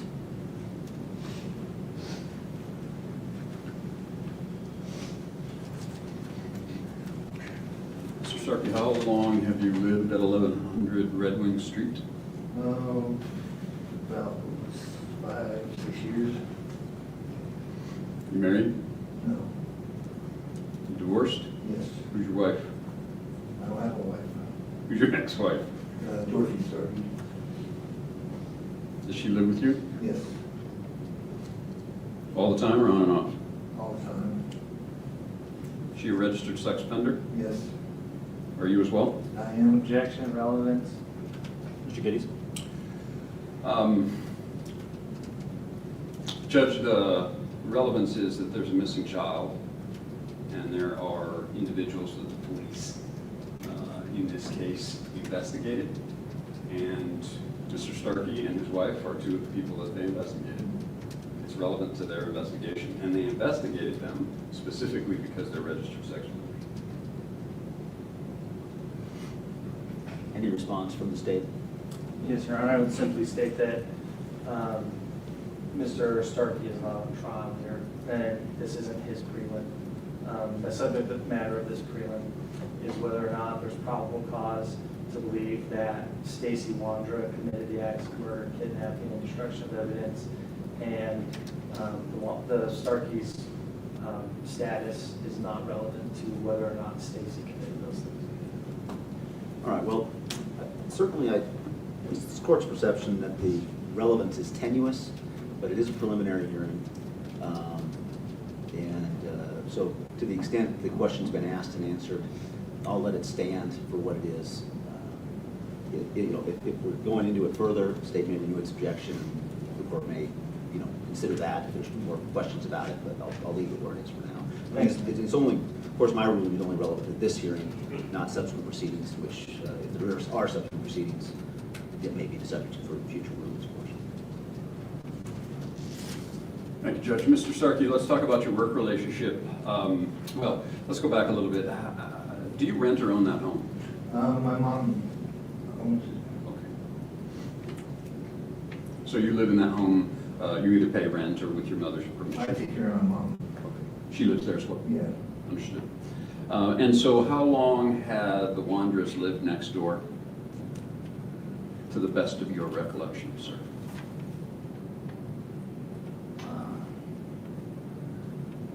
I really don't know, a year or so, maybe more. So they didn't live in that house next door to you the entire time you've lived at 1100 Red Wing? No, I don't think so. Okay. So about a year, maybe a little more? Okay. Your work relationship, what did that relationship look like? Did you work with Stacy and Sarah? Did you work for them? What was this work? Well, they would get work that they couldn't do, so they asked me to do it. And is this in relation to auto mechanic work? Yes. And is that your specialty? One of them. Okay. And so Stacy would engage someone to work on a car and he would ask you to actually do the work? Yeah. And how much would he pay you? Actually, whatever I wanted. How many times would you do this? I probably did maybe 6 or 8 jobs for him. And that's over the course of about a year? Yeah. And where were these cars worked on? In your place or his place or somewhere else? Some of them were worked right there on the driveway. Some of them were in Ontario at a place that they had rented. And was there any other type of work that you did for them other than fixing cars? I fixed a hole in the wall one time. His walls? Yeah, inside of their house. Okay. Now, between 1100 Red Wing, where you live, and 1102 Red Wing, where the Wanderers live, you have a fence, right? Correct. And that fence is about how tall? About 5.5 feet maybe. Okay. And is it a contiguous fence, meaning that you can't really see through it? Right. So it's not like a picket fence, right? And you can't see over it unless you're super tall? Yeah. So your testimony today is that you didn't see this tricycle by peering over the fence? Right. You saw it as you were walking by? Yeah, the gate was open. And this is a gate, is this gate their gate or is it a shared gate? It's their gate. So the fence between your properties would be on your side of the gate. And by that I mean the gate that you're saying was open is not anywhere on your property, it's on their property. Okay. Was this gate often open? Now and then. You never saw that tricycle before this time? I did not. Did you ever see it after? I don't think so. I might have seen it in the garage one time, but other than that, I didn't see it in the garage. What was the date that Michael went missing? I don't remember. What was the date that you saw this tricycle? I don't remember that either. Thank you, sir. I have no further questions. Any redirect from the state?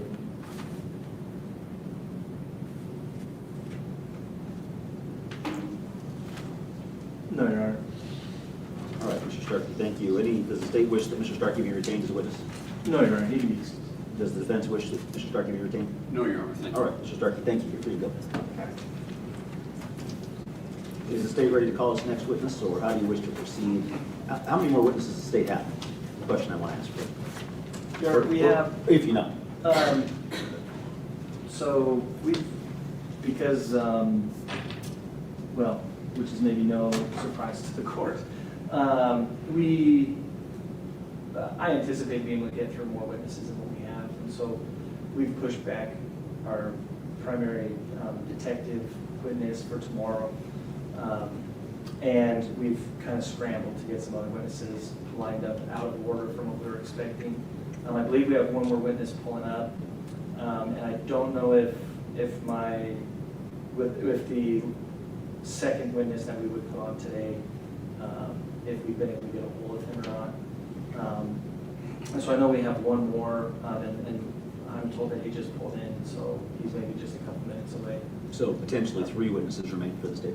Yeah, but I don't know that that's certain. I haven't talked to my staff to see if we've been able to get a hold of one of the individuals who is on standby. Okay, good enough. So are you asking to take a recess for a few minutes to see who you can line up? Or yeah, if the court's willing, we should be able to fill the rest of the day, at least close to it. And then we can take our longest witness in the morning to make sure we have plenty of time for that. And then we should only have 1 or 2 after that. All right, then. We'll take a recess then for about 10 minutes. We'll resume at 10 minutes to 4 o'clock.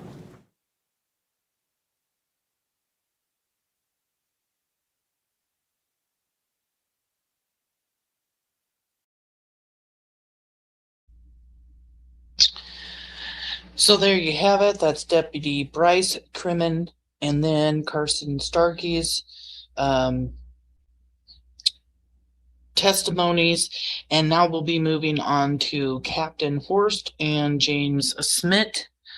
Again, these are going to be testimonies also regarding the tricycle, because it does play a very big part in Michael Joseph Vaughn's abduction.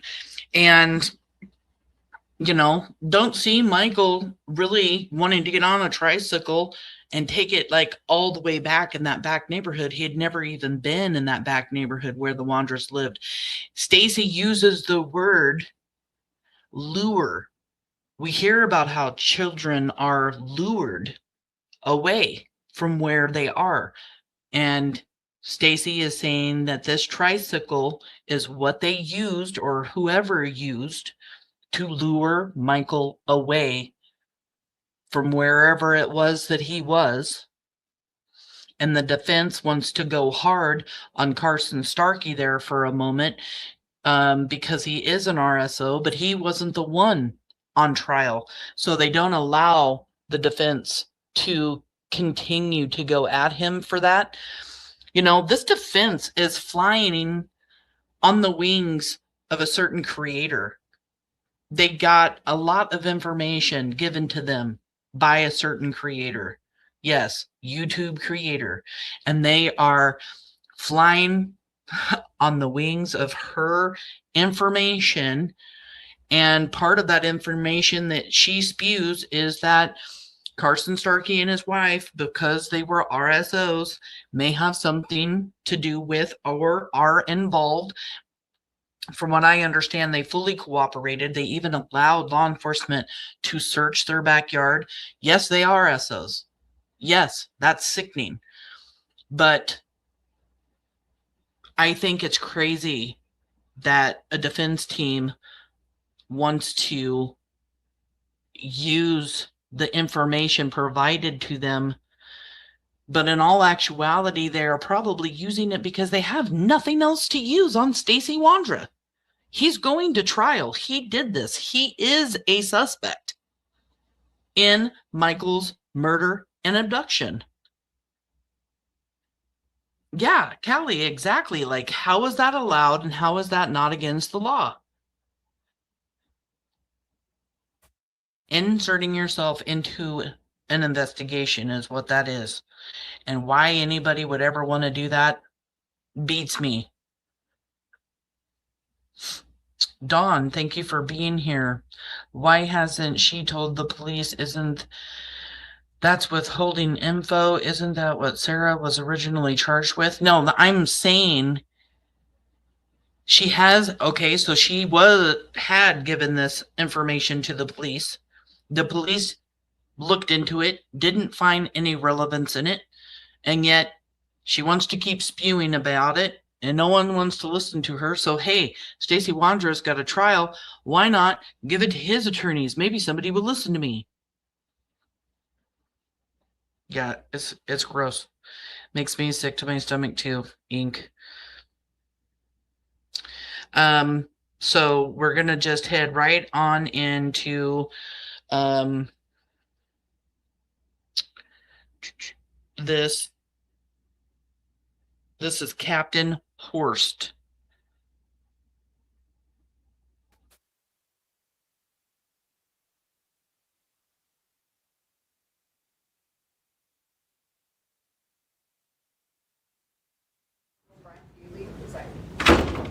Might have to be here just a few seconds before the judge comes in. All right. We are back on the record. We're back on the record to take up the matter of the state of Idaho v. STACEY WONDRA in case CR 38251295. I did have a brief conference with counsel for a few minutes, just about logistics relating to the trial and the calling of witnesses moving forward today and tomorrow. My understanding that the state is ready to proceed and is ready to call its next witness. We are, Your Honor. And Ben's ready to proceed as well? We are. All right, go ahead and call your next witness. Your Honor, the state calls Captain Horst. Captain Horst, if you would just, you understand, come down between there, raise your right hand to be sworn, please. Do you solemnly swear and or affirm the testimony you're about to give in this matter will be the truth, the whole truth, and nothing but the truth? Thank you, sir. If you'd make your way up to our witness chair, please. It's unexpectedly heavy. Kind of get your way in there and then pull it forward to the mic if you would for me just a little bit so you're reasonably close. And then if you would state your full name and spell your last name. My name is Jason Horst, H-O-R-S-T. All right, thank you. Mr. Duke, you can proceed when you're ready. Thank you, Your Honor.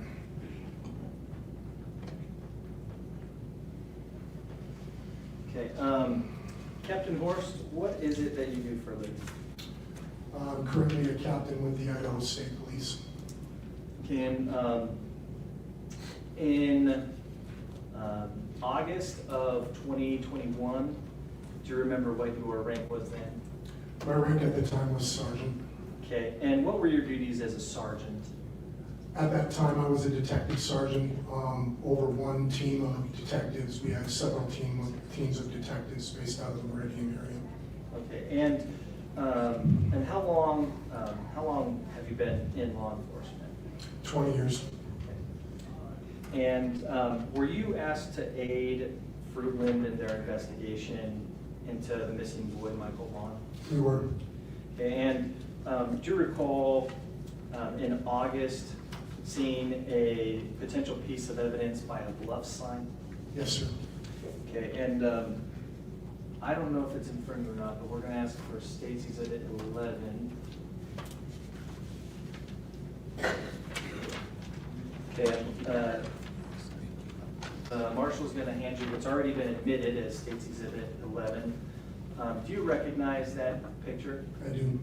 Okay, and what is that a picture of? It's a picture of a pink and white big wheel, I would describe tricycle. Okay, and are you the one who found that? Yes. Okay, and where did you find that picture? It was located, so we were getting ready to do a canine search in an area, and it was located at the entrance, I guess, of the subdivision behind, I guess, what I would describe as a decorative, one of the decorative stones, large stones that has the neighborhood subdivision names typically. It was behind that, situated between a tree. Okay, I'm going to hand you what's been marked as State's Exhibit 9 and State's Exhibit 10.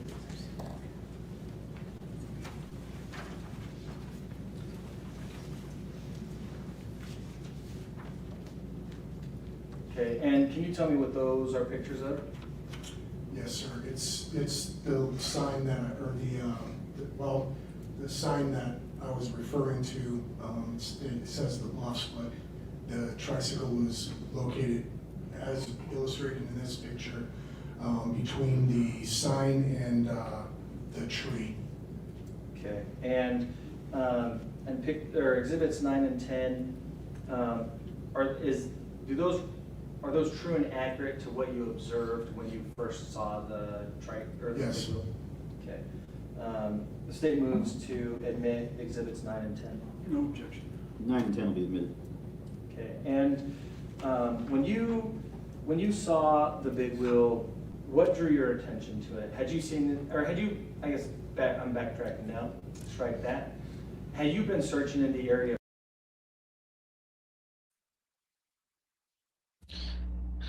So you're hearing Captain Horst give testimony that he found the tricycle, and he is talking about the bluff sign.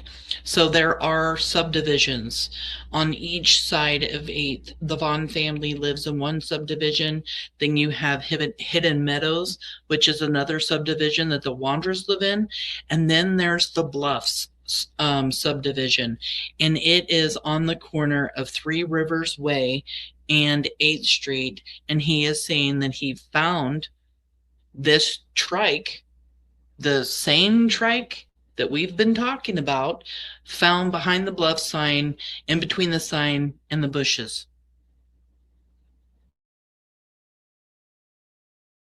Prior to this, to finding this? On that particular day, Or days previous? we had been in that neighborhood, I would imagine, several times by that point. Okay. And had you seen the big wheel prior to this instance? No, sir. Can you recall what day you saw the big wheel? I believe we did that search on August 5th. Okay. And what stuck out to you about the big wheel, apart from the fact that you hadn't seen it prior?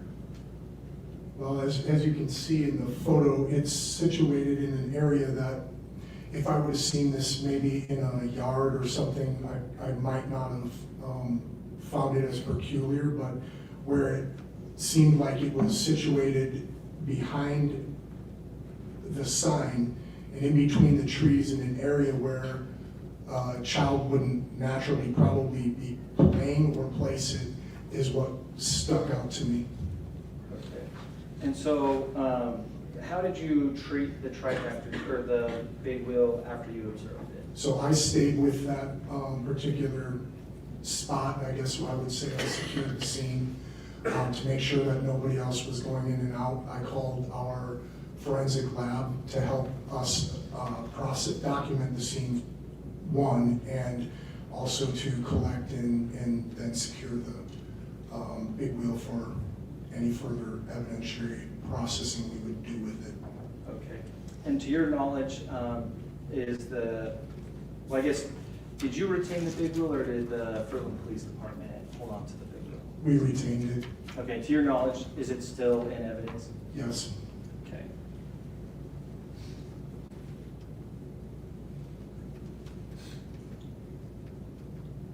No further questions, Your Honor. Does the defense wish to cross-examine Captain Horst? Yes, Your Honor, thank you.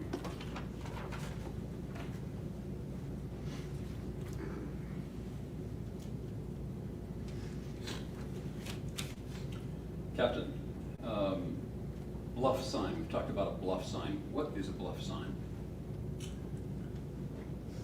Maybe a better way for me to describe that would be the letters, the bluffs on the sign or on the wall here of stone that I would describe as one that commonly you would see in Idaho to indicate the name of the subdivision. Okay, so what you're talking about is Bluffs is actually the name of the subdivision? Yes, sir. Okay, and so let's orient us a little bit to this neighborhood. Are you familiar with 8th Street there? I'm familiar vaguely with the area as far as my memory recollection, but yeah, if 8th Street is there, then yes, I would probably have been there. Okay, so let me take you through that a little bit. You indicated in direct examination that you had been in this neighborhood several times prior to this date? I would imagine we were, yes, sir. Okay. Were you working alone or did you have a partner? We had several people with us that day. And in regard to the times that you had been there before, how many times exactly had you been in that neighborhood before? I don't know that I could give you an exact figure, sir. 2 or 10? I could make that estimate, sir. Were you on foot or in a car? I had pulled up and parked in a vehicle and we were on foot. Were you involved in the search for Michael? Yes, sir. On what dates, to the best of your recollection? From I believe we got called in the following day, the day after he was reported missing. I wouldn't be able to estimate the end dates that we stopped because it was over several weeks. So you were in the neighborhood for sure more than once, from the Yes. date of Michael's disappearance until the location, until the discovery of this big wheel. You were there more than once. Yes, sir. Okay. And were you mostly on foot helping with the search, or were you driving around, or doing a little both? I think we did a little of both. Okay. So if I can orient you to 8th Street, I would just tell you that 8th Street is kind of the dividing street between Michael's residence and the Wanderer's residence. Does that make sense? Yes, sir. Do you have that in your mind now? I do. Okay. And so you know where Michael Vaughn's residence is, generally speaking? Generally speaking. Okay, on 9th Street? Yes, sir. Okay. And the Wanderers lived on Redwing, in the other subdivision across 8th Street? Across. Do you agree with that? I would agree with that. Okay. Now, 8th Street is that dividing line between those two neighborhoods. Is that fair? Fair. Okay. And so 8th Street ends and becomes dirt. Yes, sir. Okay. That wasn't actually a question, my bad. Does 8th Street actually end and become dirt? Yes. And is that kind of a bluff type area where there are some bluffs up to like a field and then you know a drop off onto the right of that dirt road? Yes, and then it goes down. Yes, it goes down into those lower fields. Okay, so as we've processed those descriptions together, you're familiar with where we are right now? Yes, sir. Okay. And in relation to that area, where is the bluffs sign? So if I'm looking down the hill, it would be to my right. So you're standing on dirt at that point, on the dirt road? I don't believe I would have been that far. It's basically right next to where the first residence is in that subdivision on that street.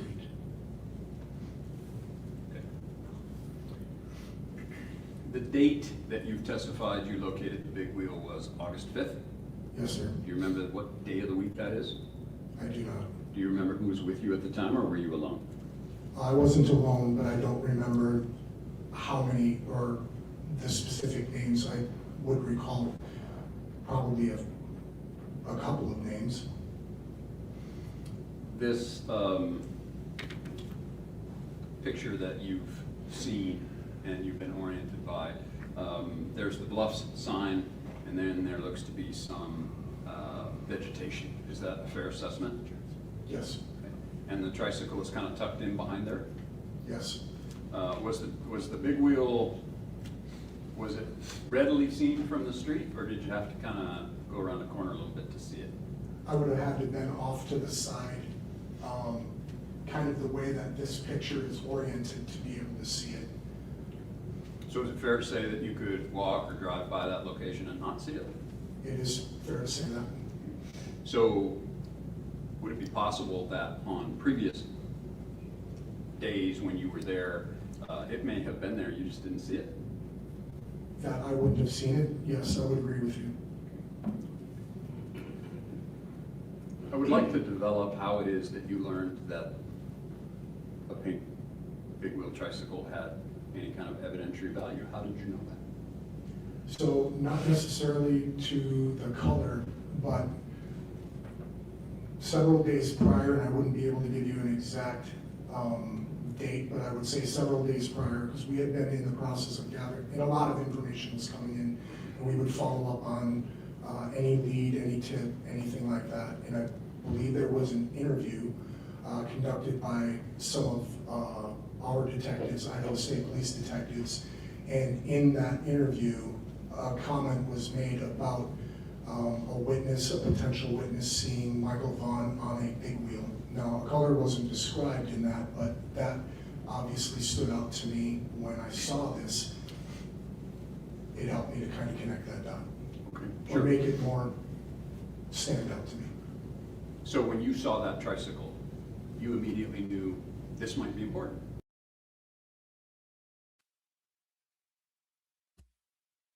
So you hear Captain Horst here talk about the fact that the reason why he felt like this tricycle that he saw behind the bluff when he was helping look for Michael, they're helping to investigate, do his job.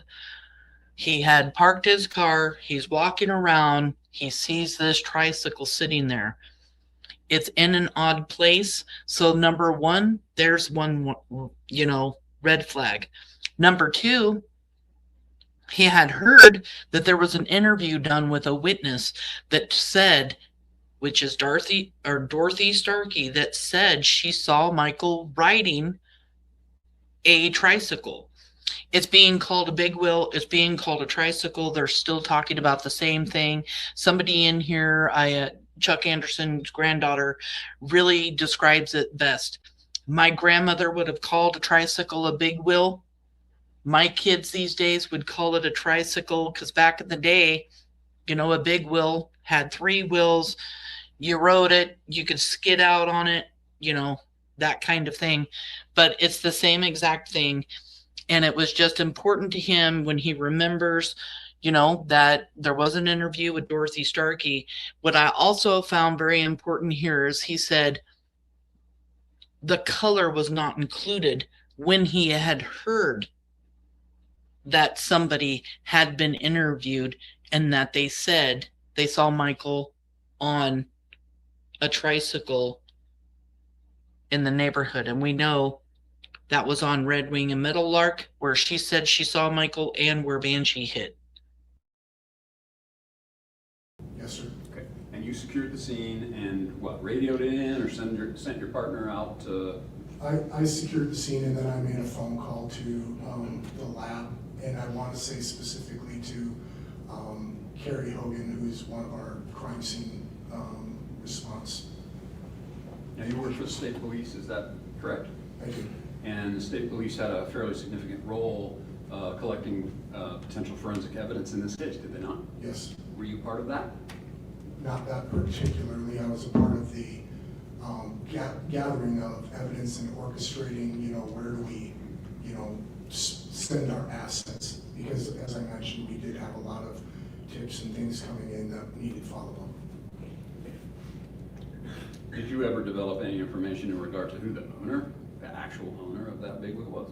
No. And so if I'm hearing you properly, you found the big wheel, you helped get it taken into evidence, but you were not involved in any evidentiary testing that may have been done on that big wheel? Okay.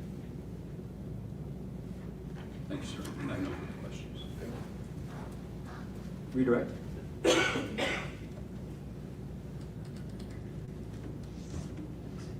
No redirect, Your Honor.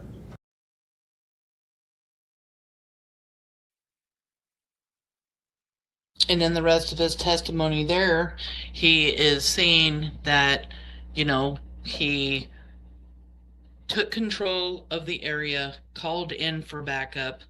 They found the tricycle. It was taken, put into, it's still in the evidence room now. But the tricycle was taken, put it into evidence. I'm sure they probably had Dorothy Starkey. I would assume, right, that they would have Dorothy Starkey come in and be like, is this what you saw Michael Vaughan riding? It's not a coincidence that you got Banshee hitting everywhere this tricycle is. You've got somebody seeing it at the Wandra's house in their garage. You also have STACEY Wondra showing Chris Madonna or telling him where it should be in the garage when Chris Madonna talks to STACEY Wondra during the confession footage that's already out on the YouTube streets. Cade took the tricycle there. Somebody saw it there. Carson saw it in their backyard. It gets thrown over a blush. or a bluff, somebody in that house didn't want that evidence there. So they took that tricycle and went and put it over the bluff. So it would never be found. But now we're going to hear from a witness that talks about how the tricycle was found. Let's finish up here, see if Horst has anything else to say here.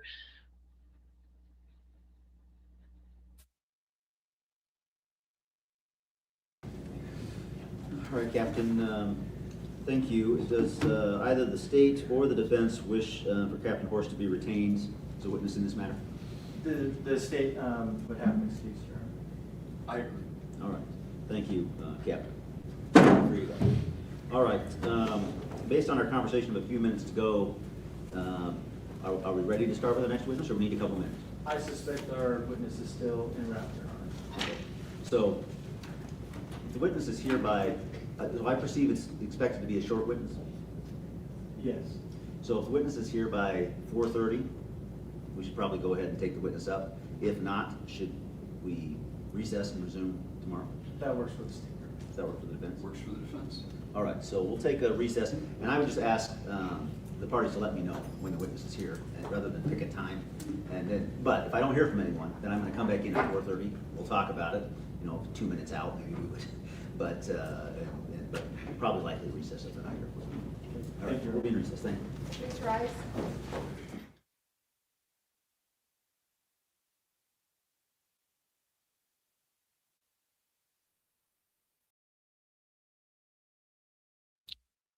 So that is the testimony by Horst, and Brandi's been talking about him the entire time. He says, I love that man. He was amazing, or he took amazing care of Tyler. He was basically Tyler's handler.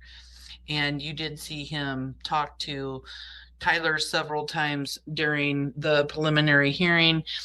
I don't know that. Back up. I was talking about somebody. There was another guard in the courtroom that kept coming up and talking with Tyler. Sorry, I got confused. Let me get rid of this one and this one.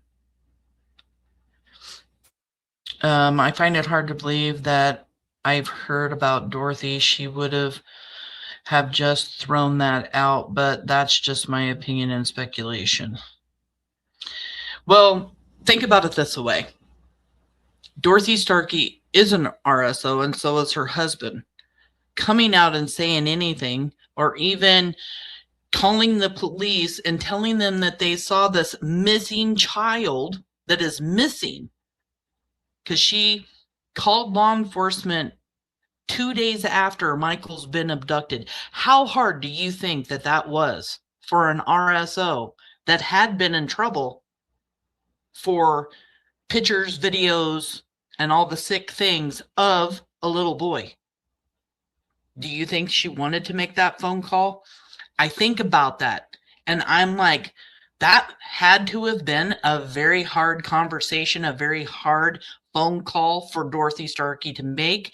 She could have immediately, and her husband, been immediately accused of having some involvement in Michael Vaughn's abduction. And you also have, at the beginning of August 1st, is when they originally talked to the Wondras, Brandon Shurtleff and Adrian Lucian. That's when Adrian Lucian is in the closet hiding from law enforcement. Just 5-6 days after Michael's came up missing, he's been abducted, and they're already questioning the Wondras. But Dorothy Starkey came out and called law enforcement before that visit. So, I mean, she could have been absolutely accused of having something to do with his disappearance.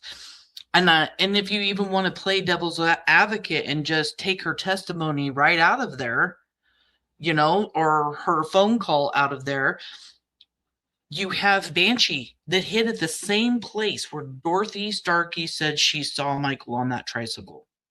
And Banshee went straight from that area straight to the Wandra's house out of 300 houses in that neighborhood.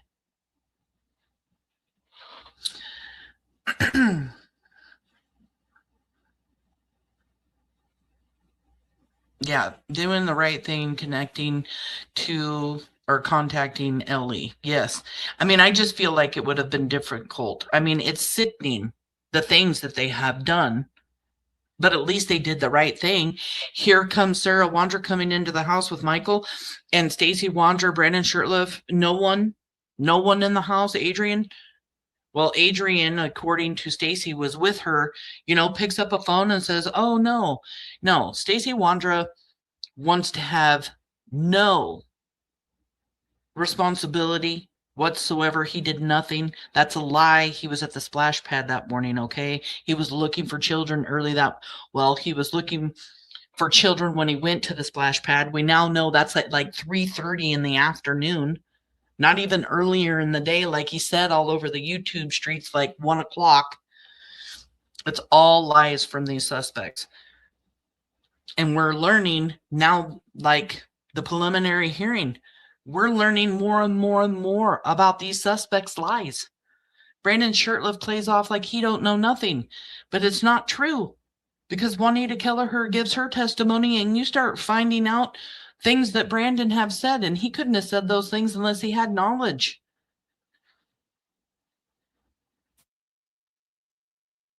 Exactly. 300, not 20, not 50, not 150, not 200, but 300 houses in that neighborhood.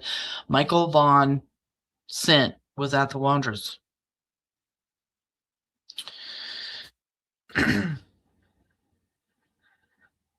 And Brandy says here, as far as I know, the Starkeys were nothing but fully cooperative. Yeah, and that's been my understanding too. I mean, they let them search the yard. They've answered the questions. Dorothy Starkey was also supposed to testify, but she didn't have to. The DA thought that, they put enough probable cause out there that the judge was going to send Stacy to trial. That's it. That's all. There were even other neighbors, I guess, that were also supposed to give testimony, because Brandy told us that in chat last week. And those people weren't called either. So we've got 20,000 pages of discovery of evidence, and we barely even touched that. Stacy's own confessions is what's taking him to trial. The fact that even though he wants to not take responsibility for the kidnapping and the murder, he still participates in taking Michael to Brandon Shirtliff's mom's house. Sarah, Brandon, they do the same thing. They have him in a duffel bag with clothes over the top of him in over 100-degree weather. And Stacy says, that, well, I guess he told an inmate that they gave Michael insulin, which would either put him to sleep or put him in the coma or could kill him, depending on how much insulin. So all three of those suspects participate in this activity of going to CUNA. The DA talked about it, and it was really important to the district attorney. And I think when I heard him talking about it, I realized how important it really truly is that these suspects put him in the truck and take him somewhere else.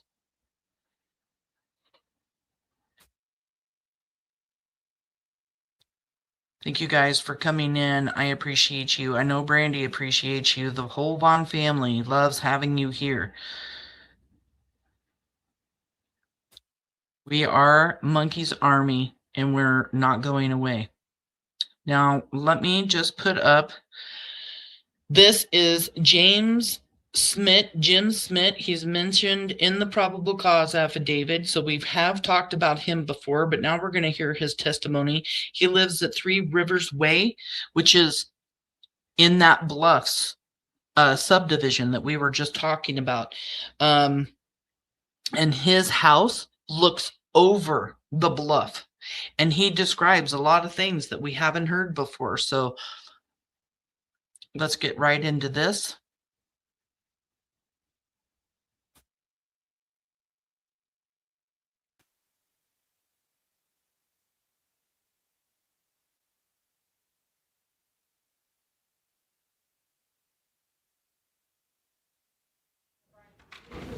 Thank you. Go ahead and be seated. All right, so we are back on the record in the matter of State of Idaho v. STACEY WONDRA'S. CR 38251295. It's my understanding that the state intends to call its last witness for the day. And the state's ready to proceed? We are, Your Honor. And the defense is ready to proceed? We are. All right, Mr. Duke, go ahead and call your next witness. The state calls Mr. Smit. All right.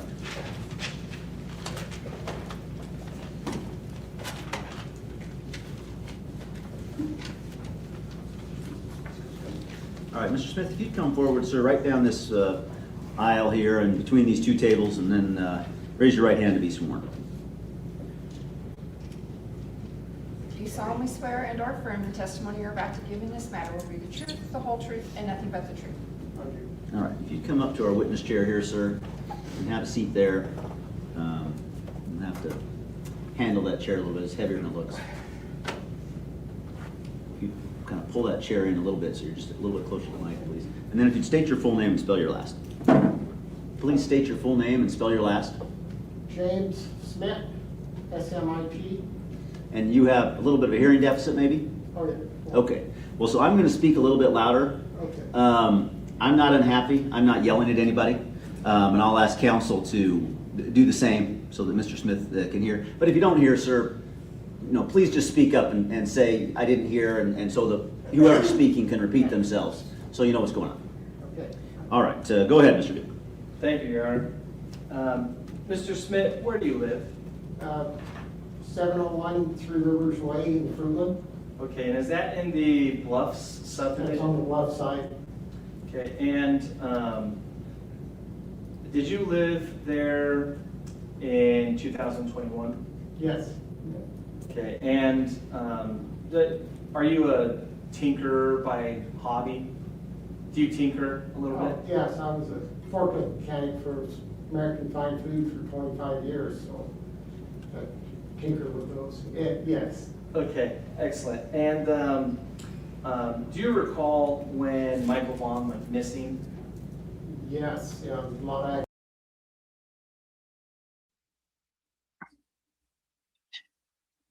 So you've already heard Jim Smit say he's a tinker, a person that likes to fiddle around with things, fix things, find things, that kind of thing. I kept getting asked when I talked about Jim Smit what a tinker was, and that's what he is. He just likes to play with his hands. He's an old man. Maybe he's even retired. Maybe he just gets bored. Who knows? But he likes to tinker around with things. Activity in the neighborhood and had no idea what it was until later that evening. Okay, and around that time, do you recall finding like a big wheel?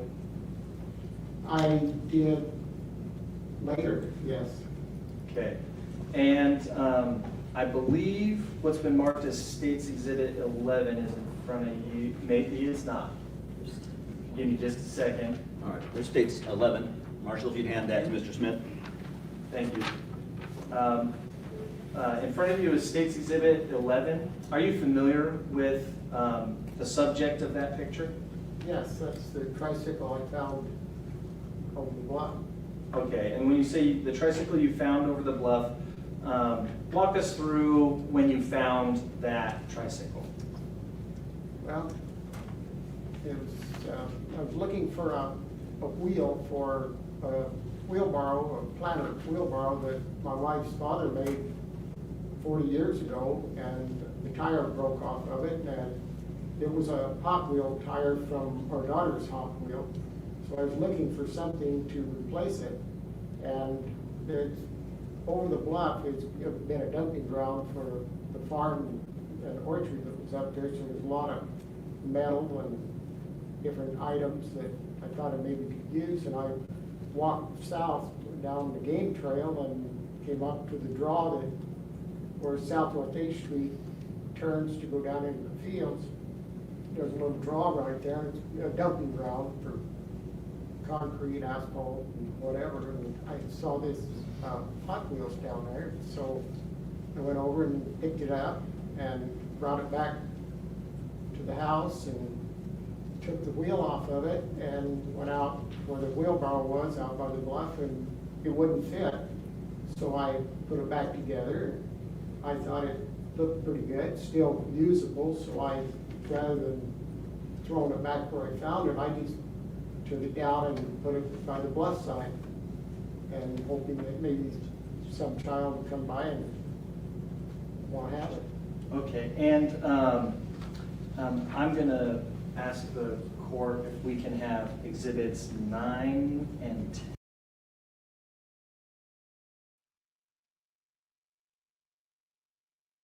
So he lives above the bluff. He found the tricycle in the bushes in the bluff. He wanted it for a project that he had at home because his wife, her father, made a wheelbarrow. He wanted to fix the wheel on it. It didn't fit. And he says, I put it by the bluff sign. So by the bluff sign, that kind of like a red flag right there. He says he's putting it by the bluff sign. I'm interested to hear the rest of his testimony to see if he actually admits to putting it behind the bluff sign. Because if he just sits this tricycle there and not behind the bluff, did Sarah, Stacy, Adrian, or Brandon see it sitting out there, not like it, or even Kay, because Sarah's mom was the one who originally found it. Did she see it? Did she take it and put it behind the bluff sign to hide the bicycle? Because he's leaving this tricycle there so that kids can play with the tricycle. So why would he put it behind the bluff sign? So I'm curious to see throughout this testimony, because he just said he left it by the bluff sign. And I know that news reporter Morgan said he left it behind, but I really, in my notes, I wrote down by the bluff sign. And then she said behind, so I got confused. So we'll finish up this testimony and find out exactly where it was left.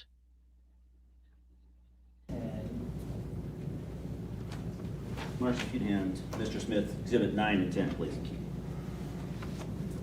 And just for the court's benefit, there's no H, it's Smit. Smith. Oh, yes. Thank you. So you're looking now at pictures 9 and 10. Are you familiar with where this sign is? Yes, it's coming into the subdivision on 3 Rivers. Okay, and is that where you live in that subdivision? Third house on the left. Okay, and that's overlooking the bluff. Yes. Oh, beautiful.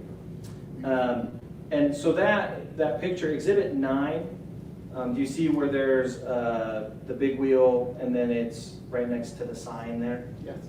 Is that where you left the big wheel? Yes, I did.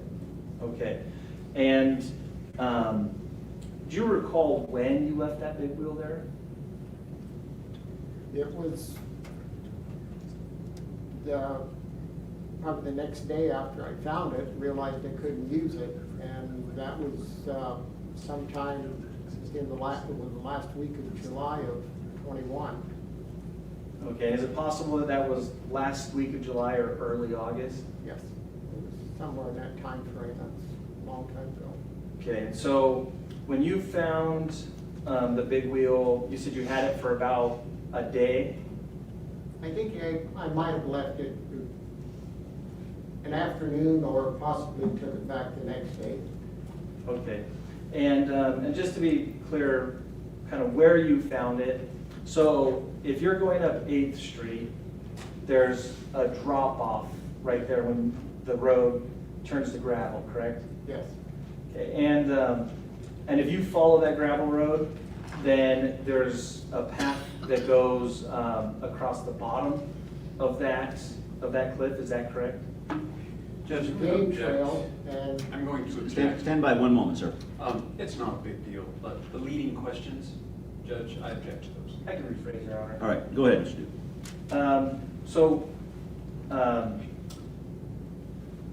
So this is the bluff that goes down the hill. Is there a way to get to the bottom of that bluff? If you go, you can go where the road turns to the left and it goes down into the fields. There's a trail, a game trail that's just off to the, just behind the pump house. And it goes down and then follows an established trail all along the foot of the bluff, north. Okay, and do you use the game trail to access the bluff? Yes, I go down and then get on the game trail. Okay. The property is out 70 feet beyond the bluff.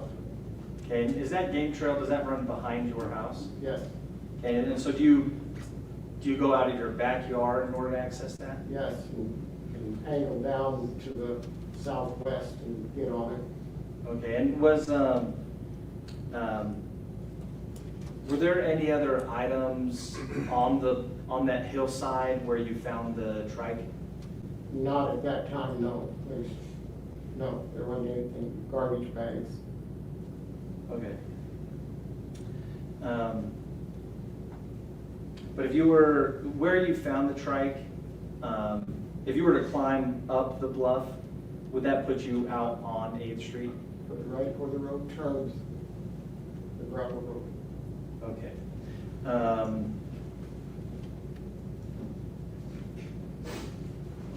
And so, just to clarify, how do you know that the trike that's in picture 8 is the trike that you found? Because missing that right hubcap, and that's the one I took off, and it's the push lock type. When I pulled it off, it broke, so I fabricated a fastener to hold that wheel on. Okay. And you said you had the trike for.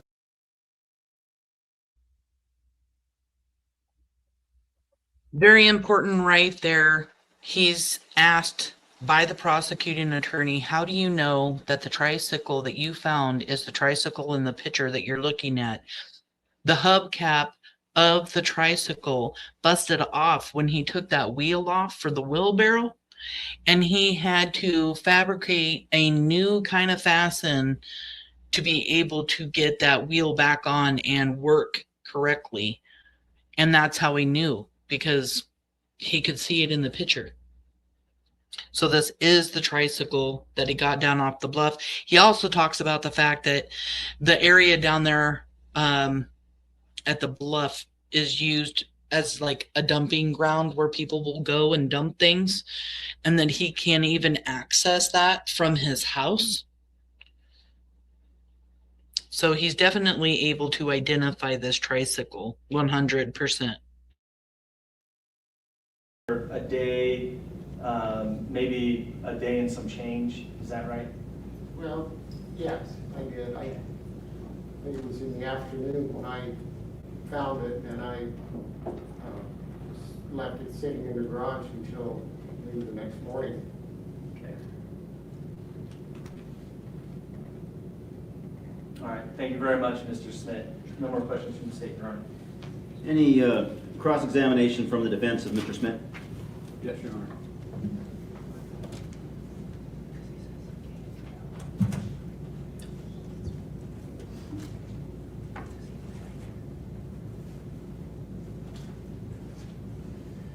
Mr. Smit, I'm sorry, can you tell me the date approximately that you found this big wheel? Do you remember the date? Not the exact date, no. Was it before or after Michael Vaughan went missing? It would have been probably the week after, or between that and probably the 1st of August. So if I could orient you a little bit, as you go up 8th Street, that eventually turns into a dirt road, is that fair to say? And is your house right there? No, we're when you turn right, go north on Three Rivers Way, and we're the third house on the left. Okay, so you're the third house down, but the backyard of your house Faces the bluff. faces the bluff. Okay, and is that bluff area, that's pretty steep, right? Yes. And that game trail that you're talking about goes behind your property? Yes. And is that game trail through the swamp, or is it above the kind of swamp area? It's Okay. above, well, it's probably 30 feet down from the top of the bluff where we live. Can you actually access the kind of riparian area, the swampy area down there from that trail? Do you ever go down there?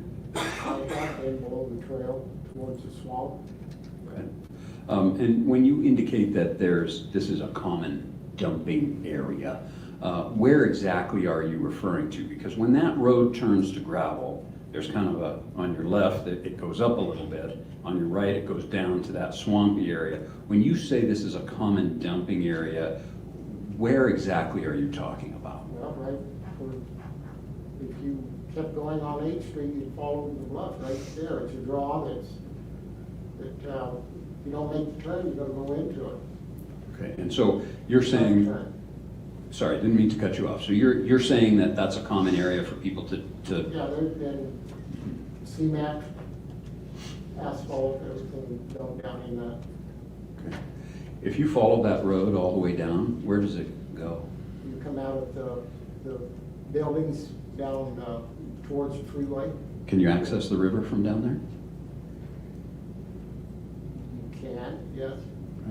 And where's the highway go in orientation to your house? You have the house, the bluff, the game trail, the swampy area. Where's the highway? It's the interstate to the west. Okay. It's behind your house though.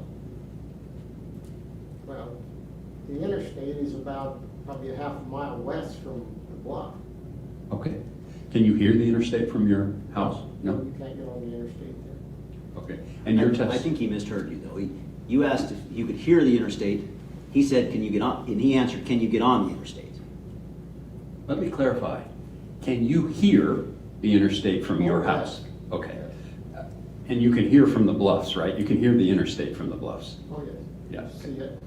And you had this fifth wheel for approximately a day before you kind of fixed it and put it back for someone maybe to play with? I think that was about the time. Okay. Thank you, sir. I have no further questions. Okay. Any redirect from the state?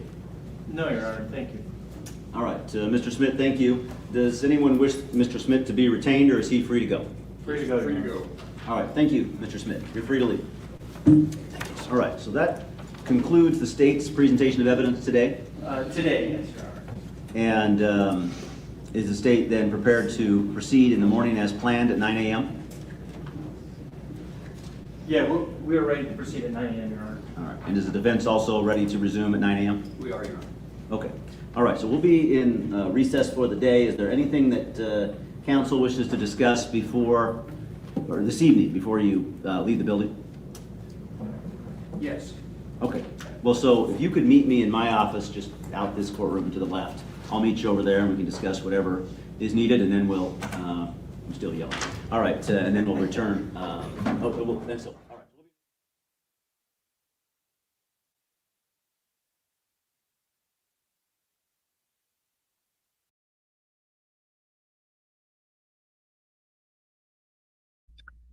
BRANDI is saying that they had divers in that swampy area the defense is talking about.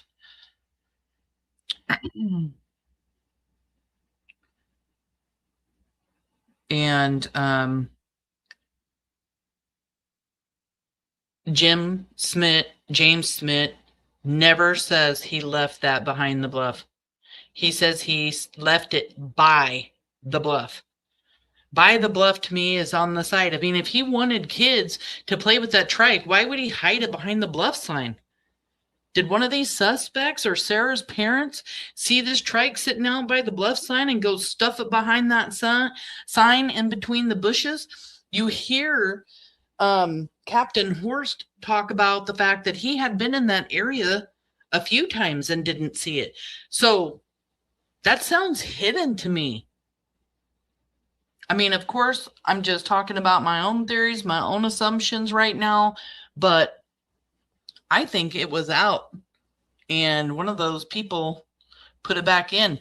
And Mermaid was asking some questions about whether or not there have been or is going to be any more search parties. You know, they just went this in 2025 up to Brandon Shirtliff's grandmother's cemetery. And from what I understand, this is it is an ongoing investigation. It is still moving. There are still many moving parts, and they have not stopped looking for Michael.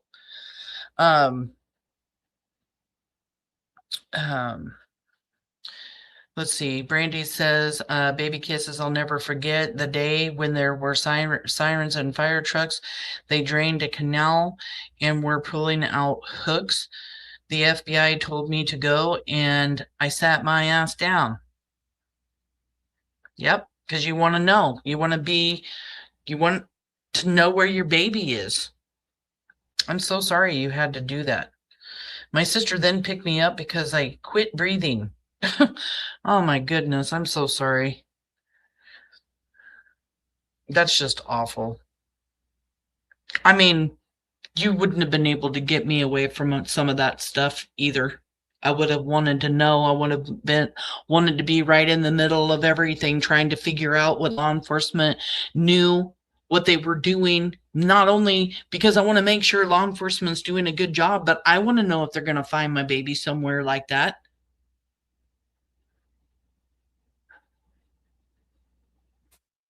What you and your family have been through is just horrendous, and it's all because of Sarah, Stacy, Wondra, Adrian Lucien, and Brandon Shirtliff, the 4 suspects in this abduction and murder of Michael Joseph Vaughan.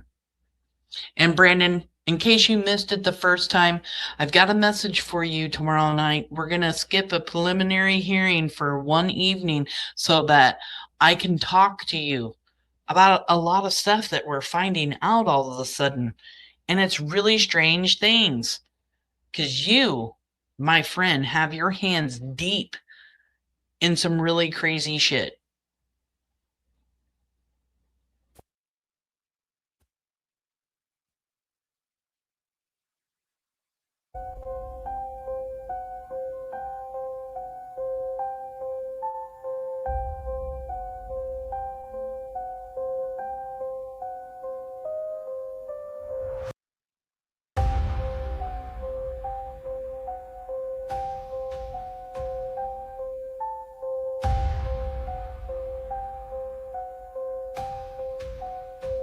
So I've known Brandon and his family for a long time. He came out and was working with me for a while. I hadn't seen Brandon in like 11 years, and I moved out to Montana. He lives over in Idaho. And he came out, worked with me over the summer, and he had all that stuff going on, and then his mom was telling me about it and sending me videos and stuff, so I just thought it best that he moved on. He left. Yeah, he left a few months ago.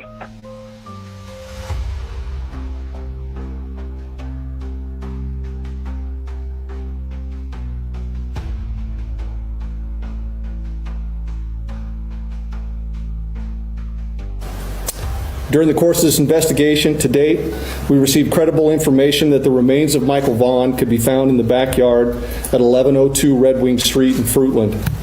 As a result, the Fruitland Police Department obtained a search warrant for the residence along with the front and backyards. That search warrant was served on November 11th. It was a Friday. We served that late in the evening. Came out to work with me. I'll be honest, he got in trouble for pot over in Idaho is what he told me. So, and they were trying to put him in jail. And then over here, you know, I live in Montana. Marijuana's legal. I'm just being honest. So.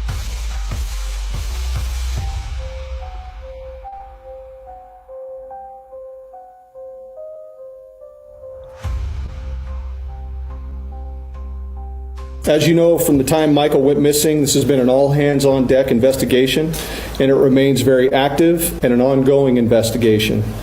You can't take one of our most precious citizens from us and ever expect us to stop.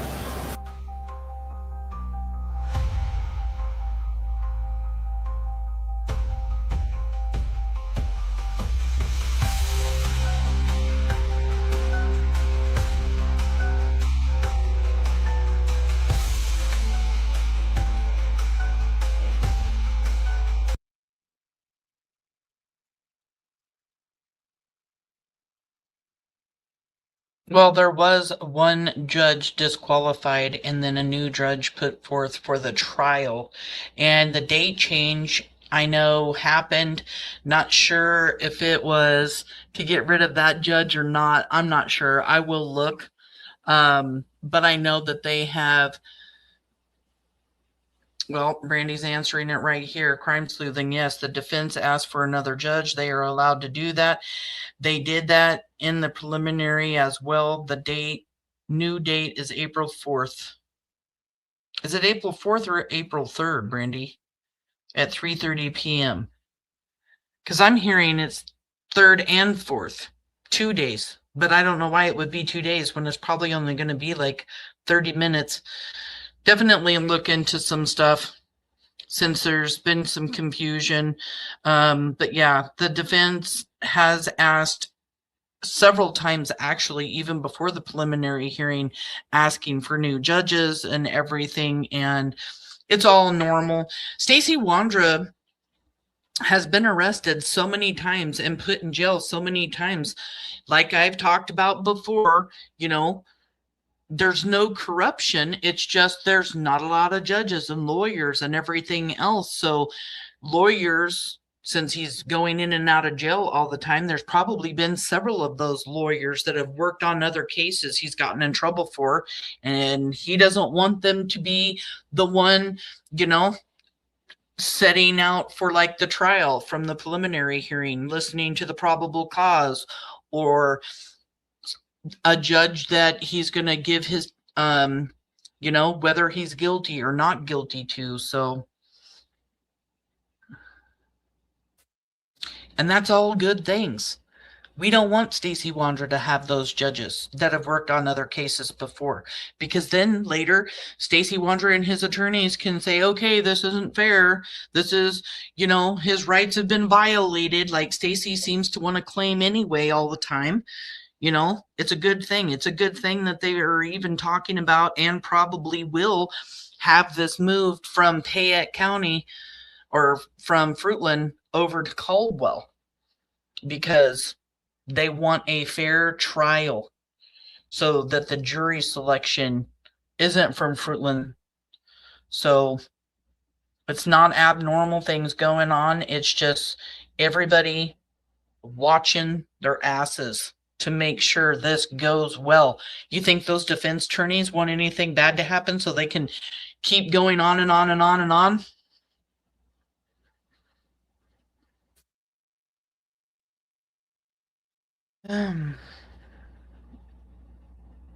Yeah, it was very soon after everything that some stuff got filed.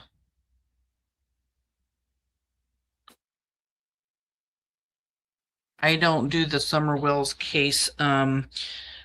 For one, I didn't even know about Summer Wells, but I became a creator here on YouTube. I just started doing this a while back ago, but I do cases from here in the Pacific Northwest. That's why I am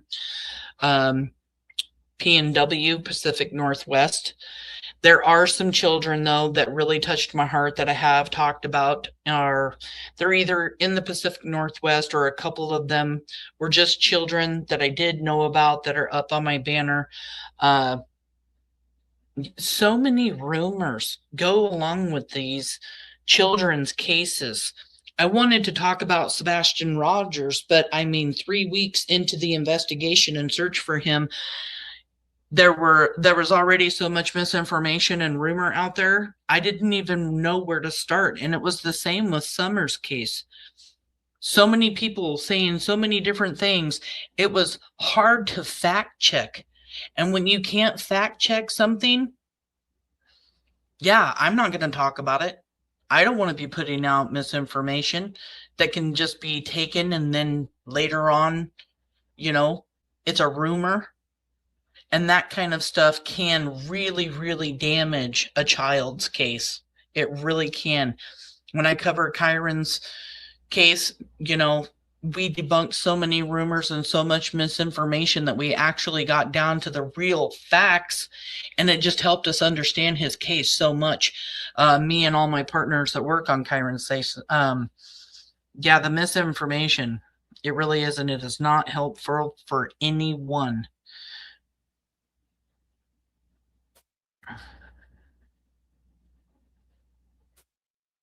I'm missing something. Sam and your hubby can join. Join what?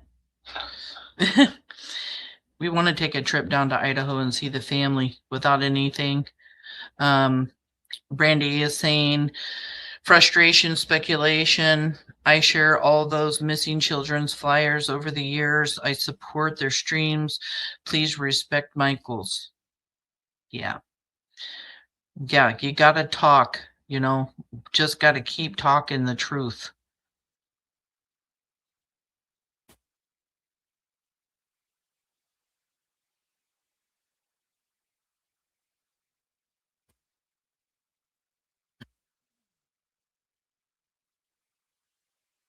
Yep, we love our Chiron, don't we? And some people don't know it, but the Chiron Hormone Foundation sponsors Michael Vaughan. I didn't even know that till I agreed to take on Michael's case. Well, it was one of the reasons why I wanted to take on his case. But tomorrow night's live is for Brandon Shirtliff. And I don't think you guys want to miss it. I really want to appreciate, I just cannot tell you guys how much I appreciate you here. Michael Vaughan was abducted July 27th, 2021. There are 4 named suspects: STACEY Wondra, Sarah Wondra, Adrian Lucien, and Brandon Shirtliff. STACEY Wondra is going to trial, being charged with first-degree murder, second-degree kidnapping, and destruction of evidence. Sarah Wondra will be charged in October of 2026 for first-degree murder, second-degree kidnapping, and destruction of evidence. Brandon Shirtliff and Adrian Lucien will be charged, will be arrested. It is inevitable. The DA has said that he is arresting and charging all individuals named in Michael's case, and Adrian and Brandon are named. We know they have knowledge of Michael's abduction and murder, and they couldn't have that knowledge unless they were there. So the fact that they want to keep saying they were set up and they don't know anything, and I don't know Michael, and I didn't do this, and I didn't do that, they're just liars. All 4 of these suspects decided to get together and convince, this is what the district attorney said at the preliminary hearing, that these 4 suspects got together and wanted to convince the world they had nothing to do with Michael's abduction and murder. And that's exactly what they've all been saying. They've all denied until STACEY Wondra found out that a deal was given or was offered to Sarah, and a month later, he squeals. He came out in November. Sarah was spoken to in October of 2022, and they offered her a deal, and she didn't take it, and STACEY Wondra wanted the deal too. He knew his wife was going to roll on him, so he turned around and rolled on her, and she is spitting fire, pissed off right now that she has been blamed for it all. I wonder what Sarah Wondra will say now. Are any of these suspects going to come forward and actually give the truth? Actually tell what happened? Brandon, are you ever going to come forward and tell law enforcement and the Vaughan family where Michael is? We know you know. We know you took him out of the Wandra's backyard and took him somewhere. Where's Michael? Adrian Lucien. He's trying to convince everybody too that he was just set up. He uses the race card because he was the black man that was there in the house. He's the one to blame for everything. Really? Isn't he the one blaming everybody else for everything in all of his messages that we've collected over the past 4.5 years? It's time for all of them to understand one thing. Michael Vaughan is going to get justice. There are going to be charges. People are going to be arrested and charged and sentenced. That's what's going to happen to all 4 of them. I have no doubt in my mind. And the Vaughan family doesn't doubt it either. People are allowed to have their own opinions, and that's mine. Somebody out there knows something, though. Somebody out there has more information, and they have not came forward and talked to law enforcement, whether it's parents of Sarah or parents of Brandon. We know people out there, even besides those parents, know things that they're not telling law enforcement. So it's time, even if you want to turn that information in anonymously, talk to law enforcement, tell them what you know. 208-642-6006 or email findmichael@fruitland.org. A 5-year-old little boy was abducted and murdered. His name is Michael Joseph Vaughan. All he wanted to do was find a child to play with. And instead, monsters found him, lured him to their home. And now we're learning all of the details about how poor Michael died. It's devastating. This family has been through so much, and they keep dealing with more. Brandon Shirtliff wants to make threats about lawsuits, wants to get on BRANDI Vaughn's Facebook. It's ridiculous. He is a suspect in Michael Vaughn's abduction and murder, and he's harassing the mother of the child that he is accused of kidnapping and murdering. Who does that? Brandon, what's going on with you, man? What the hell is going on with you? You are all over the place, scatterbrained, and you are not going to like me tomorrow. You are not. You think you hate me now? You really going to hate me tomorrow. I haven't put up a thumbnail for it yet, so you want to hit that notification bell. And let's give a thumbs up. Let's give a like here. I'm noticing not very many likes, which means this isn't going out to the algorithm the way that it should. And Monkey's Army needs to be clicking that button. We need this out in the algorithm. We need Michael Vaughn's story told with facts. So please give a thumbs up. I would really appreciate it. And the only reason that I ask is so that Michael gets awareness. That's it. That's all. Again, if you have any information about Michael Vaughn's abduction and murder, please call the tip line 208-642-6006, or you can email findmichael@fruitland.org. If your information helps find Michael, there is a reward over $50,000.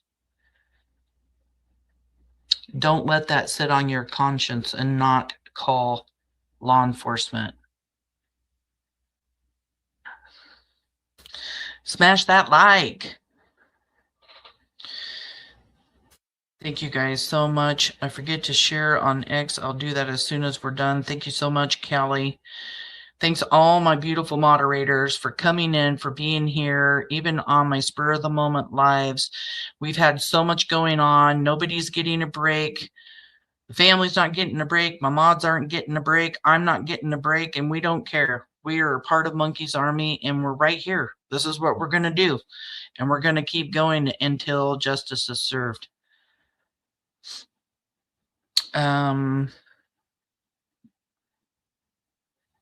Carrie, thank you so much for coming in today. I really do appreciate. Can't wait till tomorrow, she says. Yes, outdoorsy life. Thank you for coming in. Justice is coming.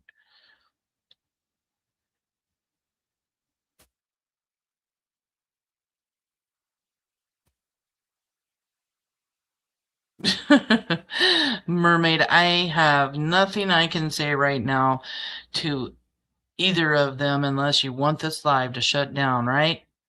I know I have to keep my feelings to myself sometimes too. So does BRANDI. So a lot of us have so much to say.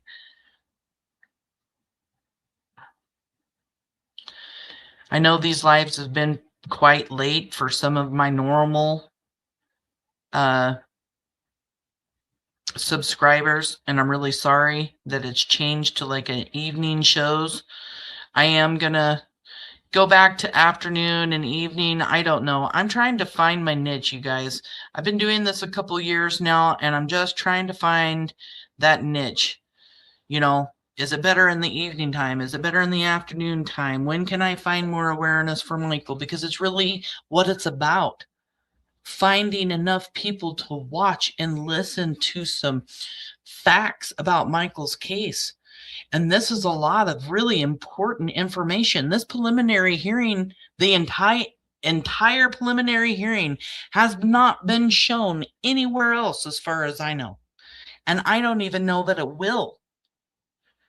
But I will find it. I will find my niche, find my people, find all of it. I'm already finding so many people as it is. I've had people here since before or with Kyron. So I love you, Mama. Glad to see you here in chat tonight. I'm so happy to hear that you were able to get out and do some yard work and that, you know, you had fun doing it, that you were able to do it healthy wise, like prayers are being answered. I just love hearing that you're healthy. I do. I really, really do. And I can't wait until you're 100%, 100%. Brandi says that she will see us all tomorrow evening, and those that can't make it, I'll see you soon.